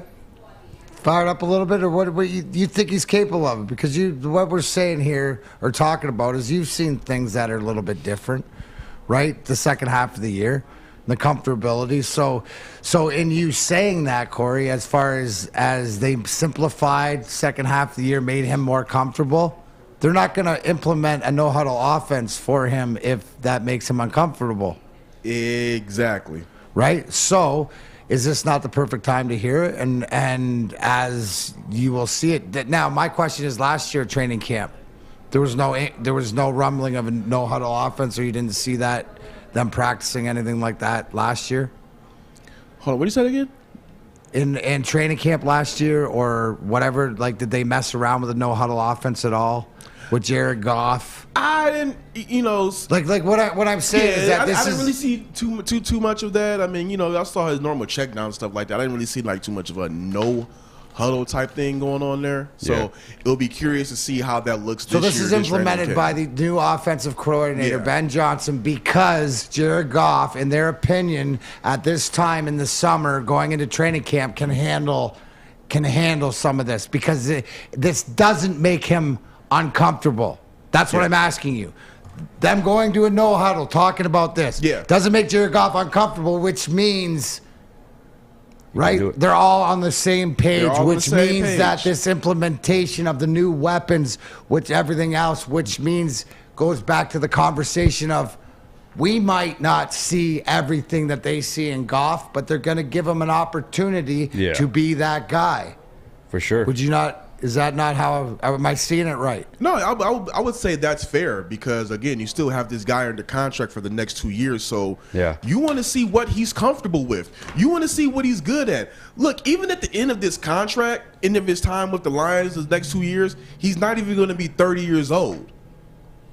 So if you can have a guy where you're implementing things that he's comfortable with, things that he knows, things that he can pull off, and you're surrounding him with the adequate talent to get that done, it's a win-win situation. At first, I didn't know if the Lions were going to go in that direction, because it didn't look like it at first. But also, you got to look at it like this too. You thought Brashad Perriman was going to work out. He didn't make the final roster. You thought Tyrell Williams was going to work out. He went down game 1. Quintez Cephas went down week 2. So he had to go to basically guys he did not have as his 1, 2, and 3 option for basically the entire season. I mean, Amon-Ra and Josh Reynolds came along at the back end of it, because Amon-Ra got more looks. They got Josh Reynolds off of the waiver, so things started to become a little bit more comfortable. Now he's going to have a whole offseason with weapons. If these guys stay healthy, at least let's just say 75% of the season, I'm just going to say it, that should be double what they had last year. They went 3-13-1 with a decimated roster, with Jared Goff not having the adequate totality weapons to throw to. Now you're telling me you're telling me that going into this season, again, we're talking about pending health. You're going to go in with a backfield of DeAndre Swift, who can catch out the backfield, Jamal Williams and Netflix Reynolds. Then you're going to have, hopefully, TJ Reynolds is healthy. And then you're going to have Josh Reynolds and Amon-Ra St. Brown, but you also got the addition of DJ Chark and a Jamison Williams, so you do not even have to put on the field till after the bye week. Yeah. This is the season where we can say, okay, if these guys are healthy, let's see what Goff does, because if he does not perform and these guys are all healthy, then talk that quarterback talk. 2 things that amaze me. My clock is going to expire at the perfect time, and also Guardian Alarm, because Guardian Alarm is going to be synonymous with that offensive line. Protection. Guardian Alarm, your local security experts, yes. Nice. Keeps you safe, gives you peace of mind, whether you're on the home, on the road. Always monitor it here. We want you to be a part of the Guardian Alarm family, too, but I need you to call. Here he is. He's back. He's going to let you know. 1-800. Stay out. That's 1-800. Stay out. You've been off for a week, Sam. Make sure we're all the flannels in the same spot you got back. Yep. They were. See, Guardian Alarm, they do it. Give them a call today. 1-800. Stay out. Get out of my house. Call Guardian Alarm today. Give them a call. Tell them we're... Hi, my diamonds. It's Crystal with an X. You want to get hot and perfect like me? Here's my super easy routine. Drink at least a gallon of water before you wake up. Attach a weight to everything in your house. Hello? Sell your car and just sprint everywhere. Scream when you exhale. Don't follow Crystal with an X. Do your own thing at Planet Fitness with tons of equipment and free fitness training in our clean and spacious clubs. Join now for just $10 a month and cancel anytime. Cintron is the official energy drink of the Red Wings, proud partners of the Detroit Pistons, and exclusively served at Little Caesars Arena. If you're looking for premium ingredients, long-lasting energy, balanced hydration, essential vitamins, and great taste, Cintron is your top choice. Putting on a show here, and that's how you answer. We love our sports. We just wish they'd love us back. Detroit sports for Detroit sports fans. Woodward Sports. You guys, this is very important. I want everyone, even everyone in the studio here today too. D-Mac, you were here when this happened, but May 20th, you guys are going to be at Chili Peppers Tanning Salon, right? Yeah. The remote event? In Troy, on John R. On Friday. On Friday. This Friday. Neil Rule, Sam, you missed this too. He is committed to running his 40 time at this event. He's committed it for the content because he told us he can gain 3 yards behind the Detroit Lions offensive line. And guys, you got to come do it. And when you come to it, again, it's at Chili Peppers Tanning Salon. Join the Pepper Club. Get the best deals. The best deals on tanning all across the D, man. They'll be all competitors by $5. And Chili Peppers, they have the hottest bulbs, the hottest deals, the darkest tans. There's 26 locations and more on the way. And we're going to be there this Friday. We're going to run Neil Rule through a little combine, hopefully, if you're still down for it. But it's important, guys. Show up May 20th. Are you running we'll your 40 too? I'll do it. I don't care. Attaboy. Ain't no wrong with me. Attaboy. I bet you I put my money on Sam Flannel. I bet you got. Can you fly? You got some speed, Sam? I don't know. No, I'm actually a pretty slow guy. I wanted to be a wide receiver in high school, but they put me at offensive line because I was so slow. I ran like a 6'4", 40-yard dash, so you guys are way off. I'm sorry. I didn't mean to cut you off, man, but I have one of those stories. What's up? From high school. So I'm not going to sit up here and act like I was just some super great athlete in high school playing football, but my senior year, I worked my ass off to drop some weight and be in shape. So I went from 220 to 185, right? So I'm thinking I'm going to play like maybe on the defensive end or probably go on linebacker. We switched head coaches. Oh, man. I have 6 tackles and 2 sacks in our scrimmage. And our head coach has the bright idea to put a 185-pound guy on the offensive line. We went to get some school called Brandon. I think it's called Brandon High School. And I tried my ass out there. And one of the guys was like, "What are you doing out here?" And I'm like, "Man, I don't know. This is effed up. I know." Hike, and then my shoulder pads went right up in my throat. So that's my quick story. Because I feel your pain of being out of position. So you're not mad at your coach that put you in the wrong spot, right? So you played offensive line the whole year? Oh, no. My ass got concussed. I was out. And that's Corey Woods' his football, high school football Yeah, that career. was it. That's awesome, man. So we do this thing. And Nick Leach had brought it to my attention. It's called the Pinky Team. And what this is, you guarantee a win for a particular team. In our case, today, we're going to be the Detroit Lions. But you guarantee the tip of your pinky that the Detroit Lions are going to win one of these games on the schedule. For me, actually, real quick, Corey, who's your pinky team? What team are you willing to bet the Detroit Lions for sure beat, or the tip of your pinky has to go? Seattle Seahawks. Seattle Seahawks? I'm with you. I like what they did in the draft, but I mean, you don't have Russell Wilson. You lost Bobby Wagner.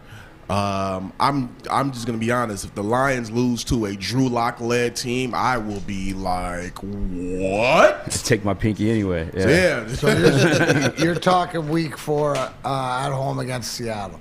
Yeah, they're gonna beat the Seahawks. I like that. Who's your pinky team? Yeah, I mean, just going over the board here is, I guess you got to go Jacksonville. You can't really think they're going to be that much better than last year. They scare me. me. Improve. Well, does Trevor Lawrence scare you? Because he doesn't scare me. So I haven't really looked at it as much. I've done way dumber things to lose a pinky. But yeah, that one. I like the Seattle. I like what you said. With Drew Lock there, it's one of these things, right? Uh-huh. I'm not comfortable playing this game right now because I got to look into it a little more, and if I'm going to lose a body appendage because of some ridiculous, like for doing this, yeah. I want to see a little bit more of what I have. Yeah. Right, but I go Jacksonville on there just by taking the.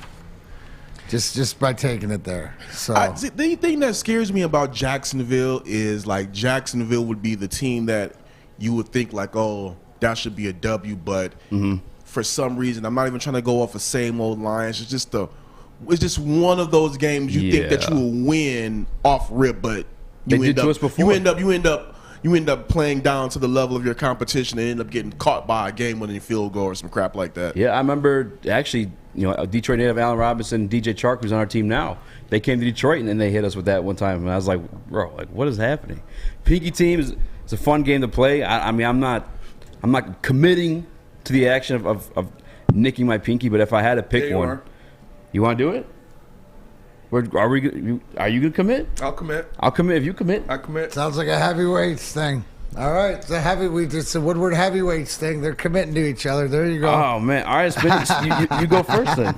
Seattle Seahawks. Seattle Seahawks. Yeah. Spencer's with me. Can we pick the same team? Yeah, that's my pick. I just can't see them losing to the Seahawks. Yeah, it's Drew Lock. Like, come on, now. Drew Lock at the helm. Like Corey said, they lost Bobby. They lost Russ. If we lose to them, I'll gladly give my pinky. What about you, Sam? The Miami Dolphins. The Detroit Lions are going to beat the Miami Dolphins because, and I'm looking at you, Neil Rule, for when you come back, Tua Tagovailoa sucks. He's a game manager. He wins games when his defense gives up 10 points, 17 points. He wins games when he completes 32 passes for like 250 yards, a touchdown, and a pick. Tua Tagovailoa is not that guy, and I could not live with myself if the Lions lost to them this year, so it's not going to happen. The Lions beat the Dolphins, and they win something like 24-13. Wow. You're putting your pinky on that? I am putting my pinky on that because I believe in Tua that little. He sucks. He's a game manager. You're putting your pinky on Tyreek Hill? Tyreek Hill. And Jalen Waddle. And he's not going to be able to get the ball to them. You suck. Look. He's putting his pinky on the suck factor that he believes in Tua Tagovailoa. That's what it is. He's saying, Tua, you ain't got the jam to take this digit, right? That's what he's saying. I pretty much said it to Trevor Lawrence. You said it to Drew Lock. See, the thing that scares me about yours, D-Mac, is Trevor Lawrence has a Super Bowl winning coach and Doug Peterson now. And, I get they were nasty last year, but, he's year two in new offense maybe. That garbage money they're throwing around. Yeah, I mean, he's got another receiver weapon in Christian Kirk. Don't call him a weapon. I like Trevor Lawrence, though. I mean, I don't know. I'll probably go with the Seahawks. I'm trying to see with the chat. Who are the pinky teams in the chat? I see the Bears are on there. I'd be safe with making People are Bears. saying, we got Bears at home. We got Panthers, Philadelphia at home, Washington at home. It's that Philly game scares me. The Philly Corey, game my scares question. me too. Here's a question about the schedule. No primetime games and stuff like this. Now, I see it in the chat. That could change, though. Yes. Later in the season with a big win, like a Buffalo win. Like Dan said, who says they can't get flexed from 5 to 15? Right. I definitely. Do you think? So I guess my question to you is, percentage-wise, what do you think the possibility is if this team where do you have this team with where they're saying with the weapons, because you're the one who's there, right? You're the one that had to. How many times did we have to console you when you had the old Bear and Black AWO and 49? You were winless for years. I will say that going to each game when they were going on that winless streak, It Bro, was rough. We literally had to give you like there's just some like you're doing it. It's not you, bro. It's you doing your thing. Because at the same time, you want to be objective about the team, but it's just like, damn, you don't want to keep on criticizing them each meet. Like I feel like I was, like DJ Khaled dropping a diss track, another one. Like I was just like, damn, I want to say something nice, and they ended the season winning their last 3 home games, so that was a treat. What it right now, right? I'm not going to hold you to it. I'll probably ask you again next month and the month before, whatever like this. But how many wins is this team that's being put together that you see with availability? 75%. 75% 75% availability. Is it a 6-win team? 8-win team? I'm gonna go. If they go 75% health, I'm gonna go. They're a 7-win team. Okay. If they're a little bit above the 75%. I'm thinking I'm just gonna put my foot out there. I'm gonna go 8 to 9. Anything other than that would just be like, I think anything over the 8 to 9 wins, they've exceeded expectations because you've already well past doubled what you did last year when you basically won 3.5 games because the 3 in the tie. So I mean, with the health, they have the weapons. The thing I'm gonna be interested in seeing is, how does that front 7 play this year? That's going to be the key, because if those guys stay healthy on offense, I believe in Ben Johnson. I believe what they got going on. So I'm thinking that, again, the basement really should be 6 to 7 wins. But I think if they have relatively healthy, you're looking at an 8 to 9 win team. It's a fairly easy schedule. They're playing a couple of teams that are in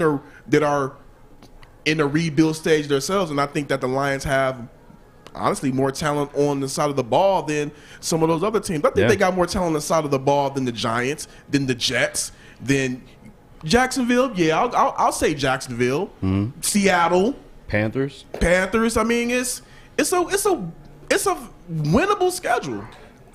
Bears. I'm convinced that Bob's Big Boy is a burner account for Jared Goff, because he said earlier that he's a top 5 quarterback if he has a clean pocket, and he just put Goff is 6'4", 220 and has a cannon hanging off. Well, his listen, right regardless, that's the place to be, isn't it? Easy. Oh yeah, but whether if it's Jared Goff, understand Bob's Big Boy. That'd probably be my mock account, Bob's Big Boy, because I love strawberries. Bob's feeling good, man. And when you're feeling good, you tend to say some crazy things. And he's probably feeling good because Strawberry Fest is back at Big Boy. They brought it back. They're bringing back some of the classic breakfast items like strawberry French toast, hot cakes, and waffles. If you're not feeling breakfast, try the strawberry bacon chicken wrap, crispy bacon wrap, or a nacho wrap. Nacho wrap actually sounds pretty good. Nacho wrap sounds It's not kind of fire. I might have to check that out. Or a strawberry salad, Spencer's favorite. The perfect time and the perfect recipe for springtime. And don't forget to grab a dessert, including very delicious strawberry pie for only $1.99 with a purchase of an $8 or more, participating at Big Boy locations all across Michigan. At Wing Snub, staying humble's not our forte. We just have better wings. We're back at it again with our crispy golden brown fries and our famous boneless wings. Juicy, tender, hormone-free chicken. Your favorite signature sauces with no bone. Just when you thought Wing Snub couldn't get any better. Order online at wingsnub.com today. Wing Snub. We just have better wings.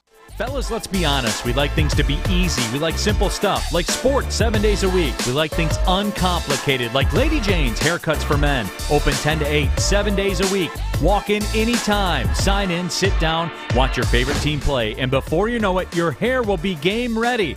Open 10 to 8, 7 days a week. Walk in anytime. Lady Jane's Haircuts for Men. It's wicked awesome. What up, though? Welcome back to Big D Energy. I'm your boy Easy, filling in for the golden voice of Neil Rule, and I'm joined by his tag team partner, the four-time Stanley Cup champion, Darren McCarty. We got Flannel Sam in the audio booth, Kung Fu Spinny, Spin More Racks, a.k.a. Mr. 10 Nicknames in the booth, going crazy over Big Boy's comments. A.k.a. the Big Stepper. A.k.a. the Big Stepper, Lemon Pepper, Big Stepper. And we're just chilling, man. And I appreciate all you guys chilling with us in the chat right now. I see some of you guys going crazy, talking about Jared Goff is a whatever the heck that was. I'm not going to repeat it. But make sure you guys hit that like button. We're chilling. We're having a good time. And I appreciate you guys joining us. We're talking a little bit about the Detroit Lions schedule. We're making bets, putting the tips of our pinky, guaranteeing wins. Sam going crazy. You said the Dolphins. You don't change your opinion after you had time to think about that? No, I'm not changing my opinion because that's how little I believe in Tua Tagovailoa. And I'll be honest though, I'm not completely objective. His fans like Neil Rule, for example, really bother me because they say, "Oh, he wins games." Yeah, like I said, he wins games when his defense gives up like 13, 10, 17. He completes like 28 passes for 220 yards. That's not my kind of quarterback, and the Lions cannot let him go loose. Sam's back, and he's name-dropping, baby. Neil Rule, you don't know nothing about Tua Tagovailoa. I just learned that is Tua your most useless athlete?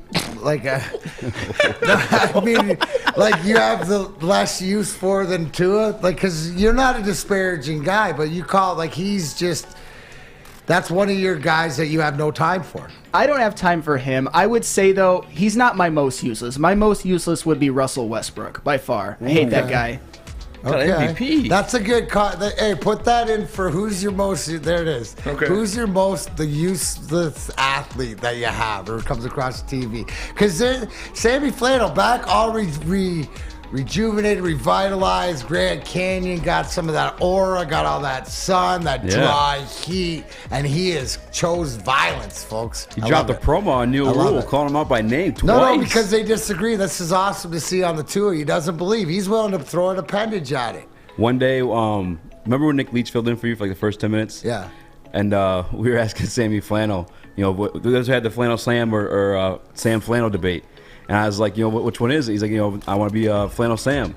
And I was like, you want to let Neil Rule beat you up and bully you? And he's like, he can't beat me up. That's it. It's a budding beef we got going on here. All right, guys. Corey, you said 6 to 7 wins for the Detroit Lions? 6 to 7 wins. I believe it should be a guarantee.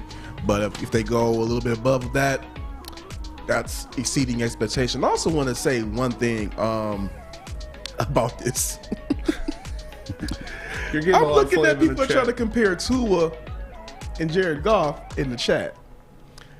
I just want to make sure my numbers are correct. Yep, they're correct. Outside of his rookie season, Jared Goff did not have a QBR under 50. Tua got back-to-back season. Take back. Last year with the Lions. Okay, so his first year with the Lions. Yeah. Jared Goff's QBRs are like 39.5. But Tua, his first 2 years, his quarterback was like 44, then 48 QBRs. So I mean, so what's a good quarterback then? Like where do you want your quarterback to be, and not with him being Aaron Rodgers or some great. I mean, it's got to be at least. I mean, if you're having a good QB, I would say it's got to be somewhere at least above 80. Okay, all right. 80 to 90 range. I mean, what do you want? You want it, but I mean, you damn sure don't want your QBR to be a 40 something. Again, like I said, that was Jared Goff last year, but he was without some weapons. Tua, to Sam's credit, I mean. He has some better weapons than Jared Goff did. Yeah. So. Here's the thing, right? What we talk about, look at his. We talk about Goff's last 5 games. I go through it even deeper and look at a 5-game stretch, the best 5-game stretches that they've had. Do they have it in them, right? Because what's the deal is if you're going to compare these two guys, is what you've seen is you've brought somebody of last year. You're seeing the why. Why would this work here? Why would the Goff thing work with Ben Johnson or whatever? Because you've seen snippets of it working already, and now you've added talent. Now you've added health. Now, hopefully, availability, which is the number one. We've always talked about that in the NFL, right? If you're available, this should, okay. It gives you some air in the tires. But it shouldn't go, we're going to win we're going to be a playoff team and all this stuff. No, but it puts you moving the needle and moving forward. Corey, and I don't think Tua has that, right? As far as now Tua has weapons, right? There's a thing to put weapons, but can he get him the ball? Who are you more confident getting the ball downfield to? A Jameson Williams or a Tyreek Hill or a Waddle. Jalen Waddle or whatever, right? Because you and I agree. I agree with you. Tua doesn't have a strong arm to get those guys the ball, so you have to be more gimmick plays. Goff, I don't know if you'd say, would you call it a cannon? But he can Not a chance. A water cannon. But he can get it downfield. Squirt gun. What would you say, Corey? Like that's the thing, is that the weapons put around soaker. Goff are stuff that he can use. Absolutely. But I will say, I know that people are not confident in Goff throwing downfield. I mean, Goff does not have a cannon, but we did see though that when Ben Johnson took over and they had Josh Reynolds more involved in the offense, he started taking more shots downfield. Yes. Something that he did not do the first 8 weeks of the season. It is crazy to think that Josh Reynolds now probably the third on the depth chart when it comes to receiver room, or fourth behind him. Like you got Jameson, you got DJ, you got Amon-Ra. You don't draft a Corvette and move up to not let that Corvette run. So, and saying James Williams, right? You're not using him short, dinky, all this other stuff. That you get a guy to run because you believe he can get him the ball. I'm a peacock. You gotta let me fly. Look, I think everybody for last year, I don't think you should give Goff a pass because what he did is what he did. Yes. You are what you are. I mean, regardless of whatever the weapons he had, you still got to hold him accountable for last year. But I think that this year, with him having, again, pending health, more weapons, better weapons to throw to, you should see a better Jared Goff. I mean, I liked Anthony Lynn, the name. He's a good name to have last year as an OC, but what have we seen with Anthony Lynn? The run game, wherever Anthony Lynn goes, the run game is usually solid. But passing, a lot to be desired. I mean, would you have really trusted an Anthony Lynn to be your OC dealing with your quarterback? And this is the same guy who wanted to put Tyrod Taylor over Justin Herbert. I mean, it took Taylor getting punctured in the lung by the team doctor for Herbert to get his shine. Yeah. So that's wild still. Yeah, I don't hate that though. He was a rookie. Sometimes rookies they sit a little bit before you trust them enough to put them in the game. Talent. It's more of talent. It's more of talent evaluation and moving forward. And the running game. That's the old school mentality. The old the run develops a pass. That's not everything's play action these days. But I will say this, regardless of where people are saying you drafting this guy for Jared Goff. I don't think they're necessarily drafting. I don't think they took a Jameson Williams specifically for Jared Goff. I think they took him because you want to give Jared Goff the most talent to surround him with. But even if they move on from Jared Goff, whoever they bring in behind Goff or after Goff, they're gonna benefit from the foundation they've already laid out. Amen. Whoever they draft, let's say they decide to draft the QB next year. If they move on from Goff the following year, that QB is going to have a system already in place. You don't know if DJ Chark's going to come back. You only got him on a 1-year deal, so you got a Jameson Williams and a Amon-Ra St. Brown locked in on rookie deals for the next couple of years. I mean, yeah. I looked at Jameson's deal the other day too. Only $4 million. $4 million pretty much per year if you break his deal down. And the going rate for wide receivers, obviously saw Christian Kirk get 27 or something crazy. Like we got to steal. It was definitely a smart move to make by Brad Holmes. And like you said, I don't think he was drafted for Jared Goff because he's got a skill set. He's going to transcend with any quarterback. That speed. I mean, you and I, Braylon, were talking about the other day, D-Mac, like speed kills in all sports, basketball, football, and hockey now too. And that's what Jameson's got. So I think he translates to any guy we get now or in the future. We got a hockey thing, but you can't ever keep Corey here and ask him about rookie. Were you at rookie minicamp? Were you able to watch those guys? All right, look, this is just my perspective about rookie minicamp. It was more so the best thing about rookie minicamp was just being able to really talk to the players because they were just going through drills and they didn't have on a full pass. They were just going through drills. So like, oh yeah, this guy really can run the cone well, or he can I can do this. I think when we come back, talk about some of the conversations that you had. Okay, there we go. That's what. Forget the skill, but what did you learn about these guys a little bit to where it's going. So well. In the chat, I'm peeking at you guys arguing and whatnot, and I've seen our guy Stick made a wild claim there. Said Jared Goff's going to win the Detroit Lions a playoff game. wild to Hell me. But I guarantee you the odds on that are amazing. And where I go to find those odds, where I place my bets, I go to MyBookie. The NBA playoffs, the NHL playoffs, and baseball. They're all here and available at MyBookie. There is no better place to bet your favorite teams than MyBookie.com. When you sign up for a new account, use promo code Woodward, and they'll match a part of your first deposit. Michigan Gambling Hotlines, 1-800-270-7117. This is Big D&G. We'll be right back. It took exploring 50 different formulas and hosting countless taste tests, but we believe Gypsy Vodka is the smoothest vodka on the market. Don't believe us? Ask the owners. We're Mike and Adam Kazanowski with High Five Spirits Distillery. We're in close to about 1,200 locations throughout Michigan.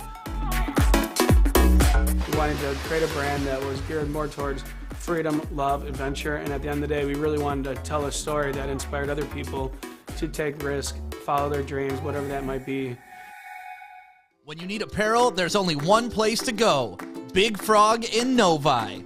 With no setup fees, no artwork fees, no minimum, and a 24-hour turnaround, you can have your whole team outfitted in no time. Embroidery, direct-to-garment, vinyl, and screen printing, Big Frog has it all in all the styles you want. So whether it's a sports team, fundraiser, school event, or corporate needs, Big Frog is your one-stop destination.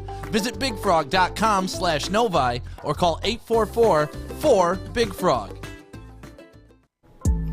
What up, though? Welcome back to Big D Energy. I'm Easy, filling in for Neil Rule. If you guys are listening right now, please do me a big favor. Be a friend, tell a friend, and hit that like button. If we hit 100 likes, I'm going to hit Spencer with a chair. On God. Whoa. On God. We're joined by Detroit Lions beat writer Corey Woods. Corey, you were there chilling with the rookies during minicamp. One narrative that I found throughout these rookies, in terms of, like, I guess their backgrounds and when they were drafted, it's always been that dog mentality.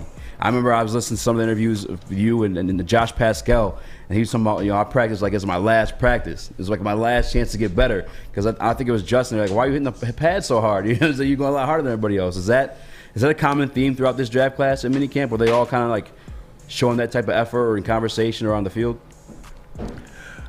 The Lions drafted, I will say this about the Lions draft, whether it's actually pretty universal across all the positions.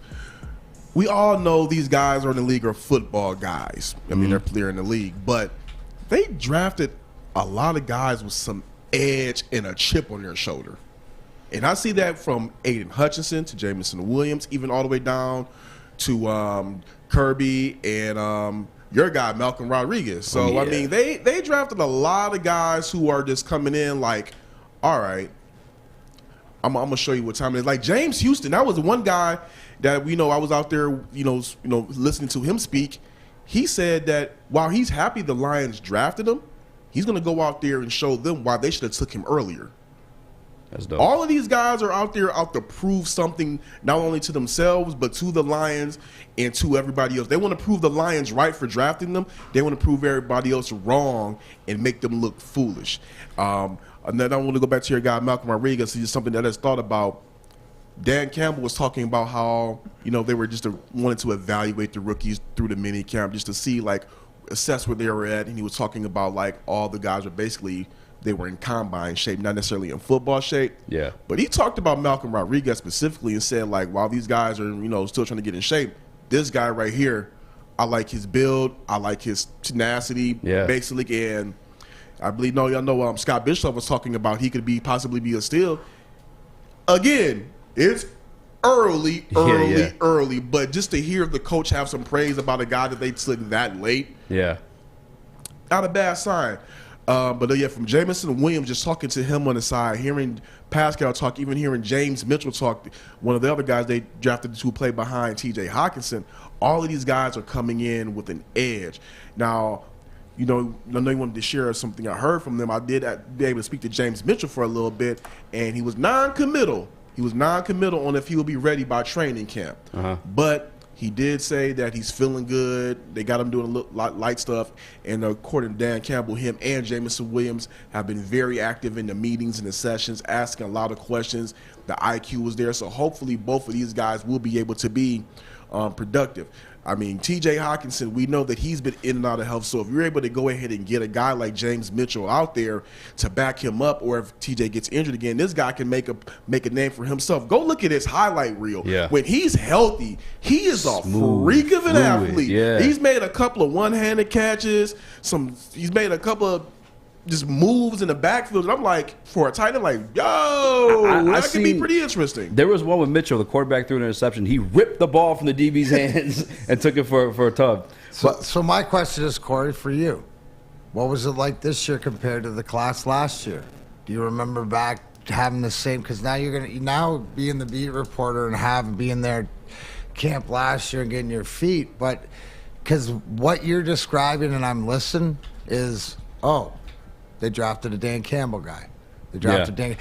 And I mean by that is your mentality of your coach. We can all agree. We're going to say kneecaps, right? Bite your kneecaps off, right? Which means the mentality. We know all around here that, the national media likes to make it a joke and talk down to Motor City Dan Campbell. But but your coach is a dog, isn't he? In the lack of it, your coach is a hard-working, I have to prove it, even to your GM. Right, he's more the suited up business guy, but his mentality is the same as your coach's, that I'm going to prove to all of you that I know talent and I can get them. So now you're getting the talent and the attitude, everybody wanting to be there. The biggest thing too, Corey, I guess, to describe the comparison to last year, but also it seems like, wow, underneath the bubble in the dome in Allen Park, they're all on the same page. Oh, it's what was that? What was that drum line? One band, one sound. Yeah, that's basically what it is right now. And you notice it. That's dope. And it's you, evident. If you're sitting there in the vortex, you've been there, the worst of the worst in the last couple of years. Now you're sitting there. So if you vibe it and feel it, that's exactly this. Exactly what I try to No matter whether it's Dan Campbell being the bronze and being out there and open and cutting the promos, or whether it's Brad Holmes being a little bit more, still energetic, but a little bit more composed in it, it's still the same message. It's still the same mentality. It's everybody on the same page. They may say, both of them may say it differently, but everybody is in unison on the direction and the expectations. And that's really a great thing that you need. And we're talking about these guys that they're bringing in. Look, we saw what happened with the Matt Patricia, Bob Quinn regime. Players did not want to be here in Detroit. Yeah. Players did not want to suit up for the Lions. They could not wait Snatch to get retired. out. Right now, what they've done is it's amazing. Yes, they have to go out there and improve the results. I mean, you don't want to keep seeing a team fail. But D-Mac, you've been a part of 4 championship teams. You tell me, doesn't it start with having the right culture and attitude in the locker room before you can even produce the results? Yeah, because you can think because it's superseded, and what you see is the miss with some of these teams. And in the NHL, you're seeing it with Toronto now, but you look at us in the 90s. We had to get there talent and wise. There's got to be this pivotal bonding coming together moment. I always use March 26th because it's easy. For us, but it's a growing, and you have to all be bought into the commitment. And here's the thing, Corey, you got to go through. If you go through the worst of it and go through the storm early and get through it and survive and see there, it's the roller coaster going through the loops, getting your stomach turned upside down, but you get to a point where there's relief. Yeah. Right? You just have to have the faith that you're Ebbs doing and it flows. together. So you turn and you lean. And so what you're telling me is that's the victory you need first. Because that's what sustains. Yeah, you can win on talent. You can win games. But when it comes down to the playoffs, and we see it in the NHL and the NBA right now, it's that commitment to the culture that no matter good, bad, or indifferent. And if you're watching it, talking hockey, you saw it last night, Game 1 with Tampa Bay and Florida, exuding that Stanley Cup, pedigree. They believe in each other no matter what. So yes, 100% to your.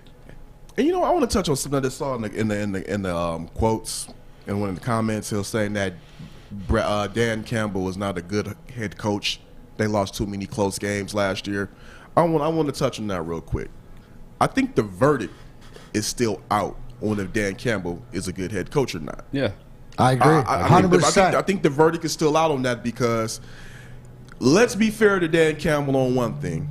The Lions went 3-13-1 last year. They lost some close games last year. Yeah. Having said that, if Dan Campbell didn't make some of the gutsy decisions they made, they wouldn't have even been in a position to lose some of those games close. I know it sounds stupid to say, but he made some decisions where they just end up losing on bad luck. Look at the game against Minnesota when they went for the extra point, when they went for 2. Yeah. They just happened to lose off of a freakish field. They easily could have been a 6-win team. They easily could have been a 6-win team last year with guys they were picking up off the street.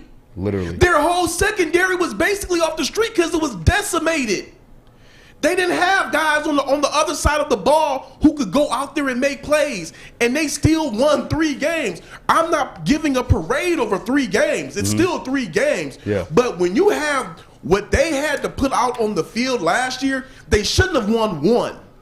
Say it with your chest. So that's what I'm saying is like the verdict is out on whether he's a bad head coach or not. If they go out there with this team and they're relatively healthy and they only win 3 to 4 games, then you got to be like, okay, maybe this guy is not the coach that they need. But you know what? He has offensive coordinators. He has position coaches in place. There are smart X's and O's guys that can go out there and go get it done. Right now, Dan Campbell has to do one thing. He has to be the voice and leader of that locker room. Yep. And the fact that you went winless in your first 8 games and you still had guys coming up, showing up, wanting to play for you with the same tenacity and improvement as if they were winning 11 games, that says a lot. It says a lot when you F up in late game situations and from each game you took ownership from yourself. You didn't throw no players under the bus like a previous coach, and then you got better towards the season ended. You saw improvement. Now let's see what Dan Campbell does in his second year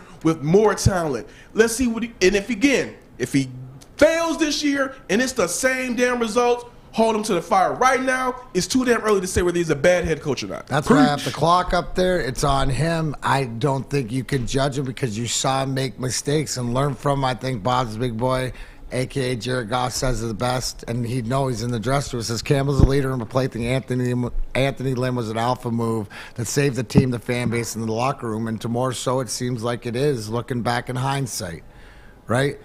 But regardless, you mentioned it. These guys are out there. They're in camp shape. Got to get in field football shape. Well, you don't need to get in football shape, but if you want to get in shape, look at that sign right there. Yes, Planet Fitness. Right now, for $0 down, $10 a month, you can get your Planet Fitness membership.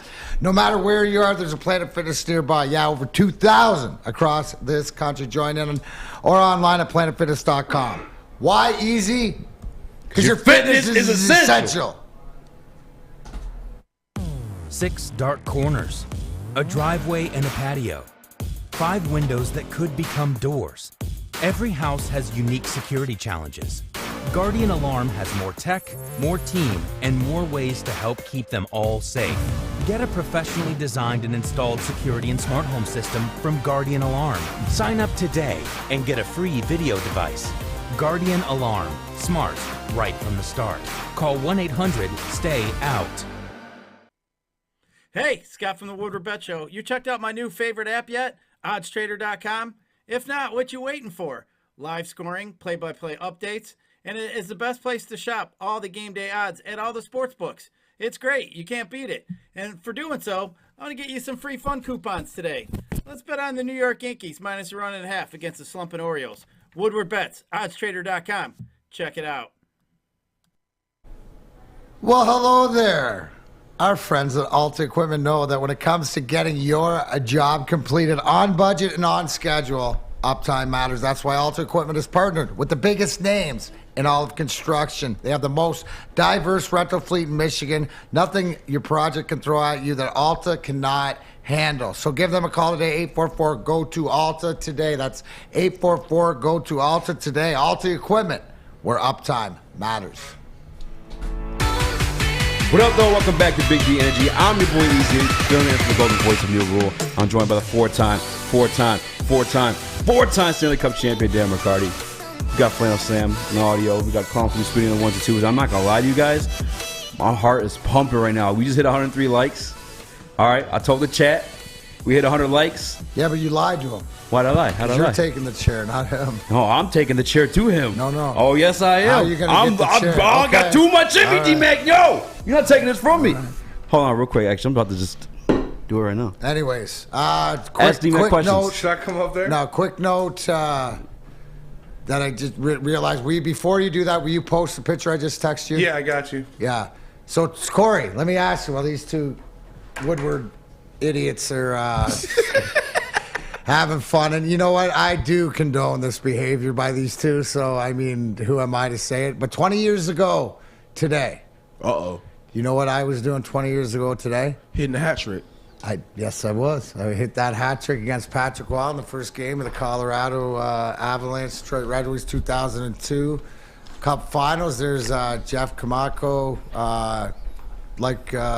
saving the tickets. So, yeah, a couple things I mentioned tonight. We'll be doing it's a dinner and a show. Myself, Chris McKinney. Tonight you got Cam, Big Fella Rowe, and Kevin Zioli and D-Mac. I will get into the elaboration. The best part of that hat trick is actually a father-son story. So Griffin McCarty, who on Friday will be 26 years old, his birthday was on the Monday. I'll tell you the story on the Friday because it's even better of scoring the hat trick. Nice. For your kids. So you got to show up tonight for that. Anyways, are there any questions in the chat? Ask D-Mac Hockey. I'm going to give you here. Let me give you a quick last night what you saw from the Tampa Bay Lightning and the Florida Panthers. We were talking about it earlier, but it's that inexperience where it comes down to goaltending. Again, the fourth line. I mentioned that Tampa Bay might be a little behind at losing Braden Point. But the fact that Nick Paul, who was the star in the Game 7 game against Toronto, blended in the fourth line, Belmar and Corey Perry, were able to score goals. So that series is good. And then the Avalanche, what a goaltending performance. Avalanche St. Louis, but the Avalanche came out on top. So it's going to be an exciting playoff. Obviously, tonight you have Carolina and the Rangers. Carolina, tough to beat them in their home barn. And then you got Calgary, Edmonton, Battle of Alberta, Connor McDermott against Johnny Hockey. So, Who got in that one? What's that? Who got in that one? I got Calgary tonight. I think I got Calgary. That's going to be 7 games, though. You serious? Yeah, it's going to be dirty sick. Again, it's coming down to the trust of goaltenders. What do I always say? I always say it's about goaltending. You got to trust that goaltender. That's number one. By God, he killed him! As God is my witness, he's broken in half. He didn't even sell. Look at that. Look at how big this is. And if you're here, come over here, Izzy. Let me show you. Here's a little tip, right? So when you're picking up the chairs, and you see him picking up the chairs, there's the open side and the closed side. If you want, you always want to do it even on the closed side, because the object is turn around. The object is to hit him That good, pop. right? To get that pop. But if you hit him with this side, you could really hurt him. Yeah, So, man. There you go. Attaboy. Nicely done. Thank you for appeasing me. And Spencer, they would have, D-Mac knows this term, because you know so, you probably would have got a receipt in the ring. Oh, you would have got a receipt right there, which means you would have got one right under the chin. One of the best receipts ever given, Brock Lesnar, Braun Strowman, where he had to get the big guy to settle down. Where this is how you know great Brock Lesnar is as an MMA fighter. And I know this from fighting for real and getting in the ring, is that these guys know that you can put one on them at one time when you have to. So it's that controlled chaos. So the fact that you see how about the sell on Easy on that chair shot? Easy that was sold. a great That sell, was a sell. dude. I'm bringing him back. You are a good sell, because remember, it's to go over. The key is not how great your moveset is; it's how great of a seller you are. Right? It's the belief of that you can take that butt kicking. Right? A couple minutes left, Corey. Sasha Banks, Naomi, shoot? Real? Shoot. Are we going to see? The only thing to me that I would say is Sasha Banks, obviously, she's on The Mandalorian, Mercedes Verona, she's going to be fine. right? She's to me, she's one of those worldwide stars. But Naomi, I know she's married to Jimmy Uso in the bloodline and stuff like this. You mentioned, give people your theory about who's going to take the brunt of this fall. I think who's going to take the brunt of this fall, I'm going to stick to it. I think it's going to be John Laurinaitis. I think, Vince's right-hand guy. I mean, here's the thing about Johnny Ace. He has a long history of being known as a pervert when it comes to women's wrestling. He's also known as having a checkered history as not being that liked by the lady wrestlers.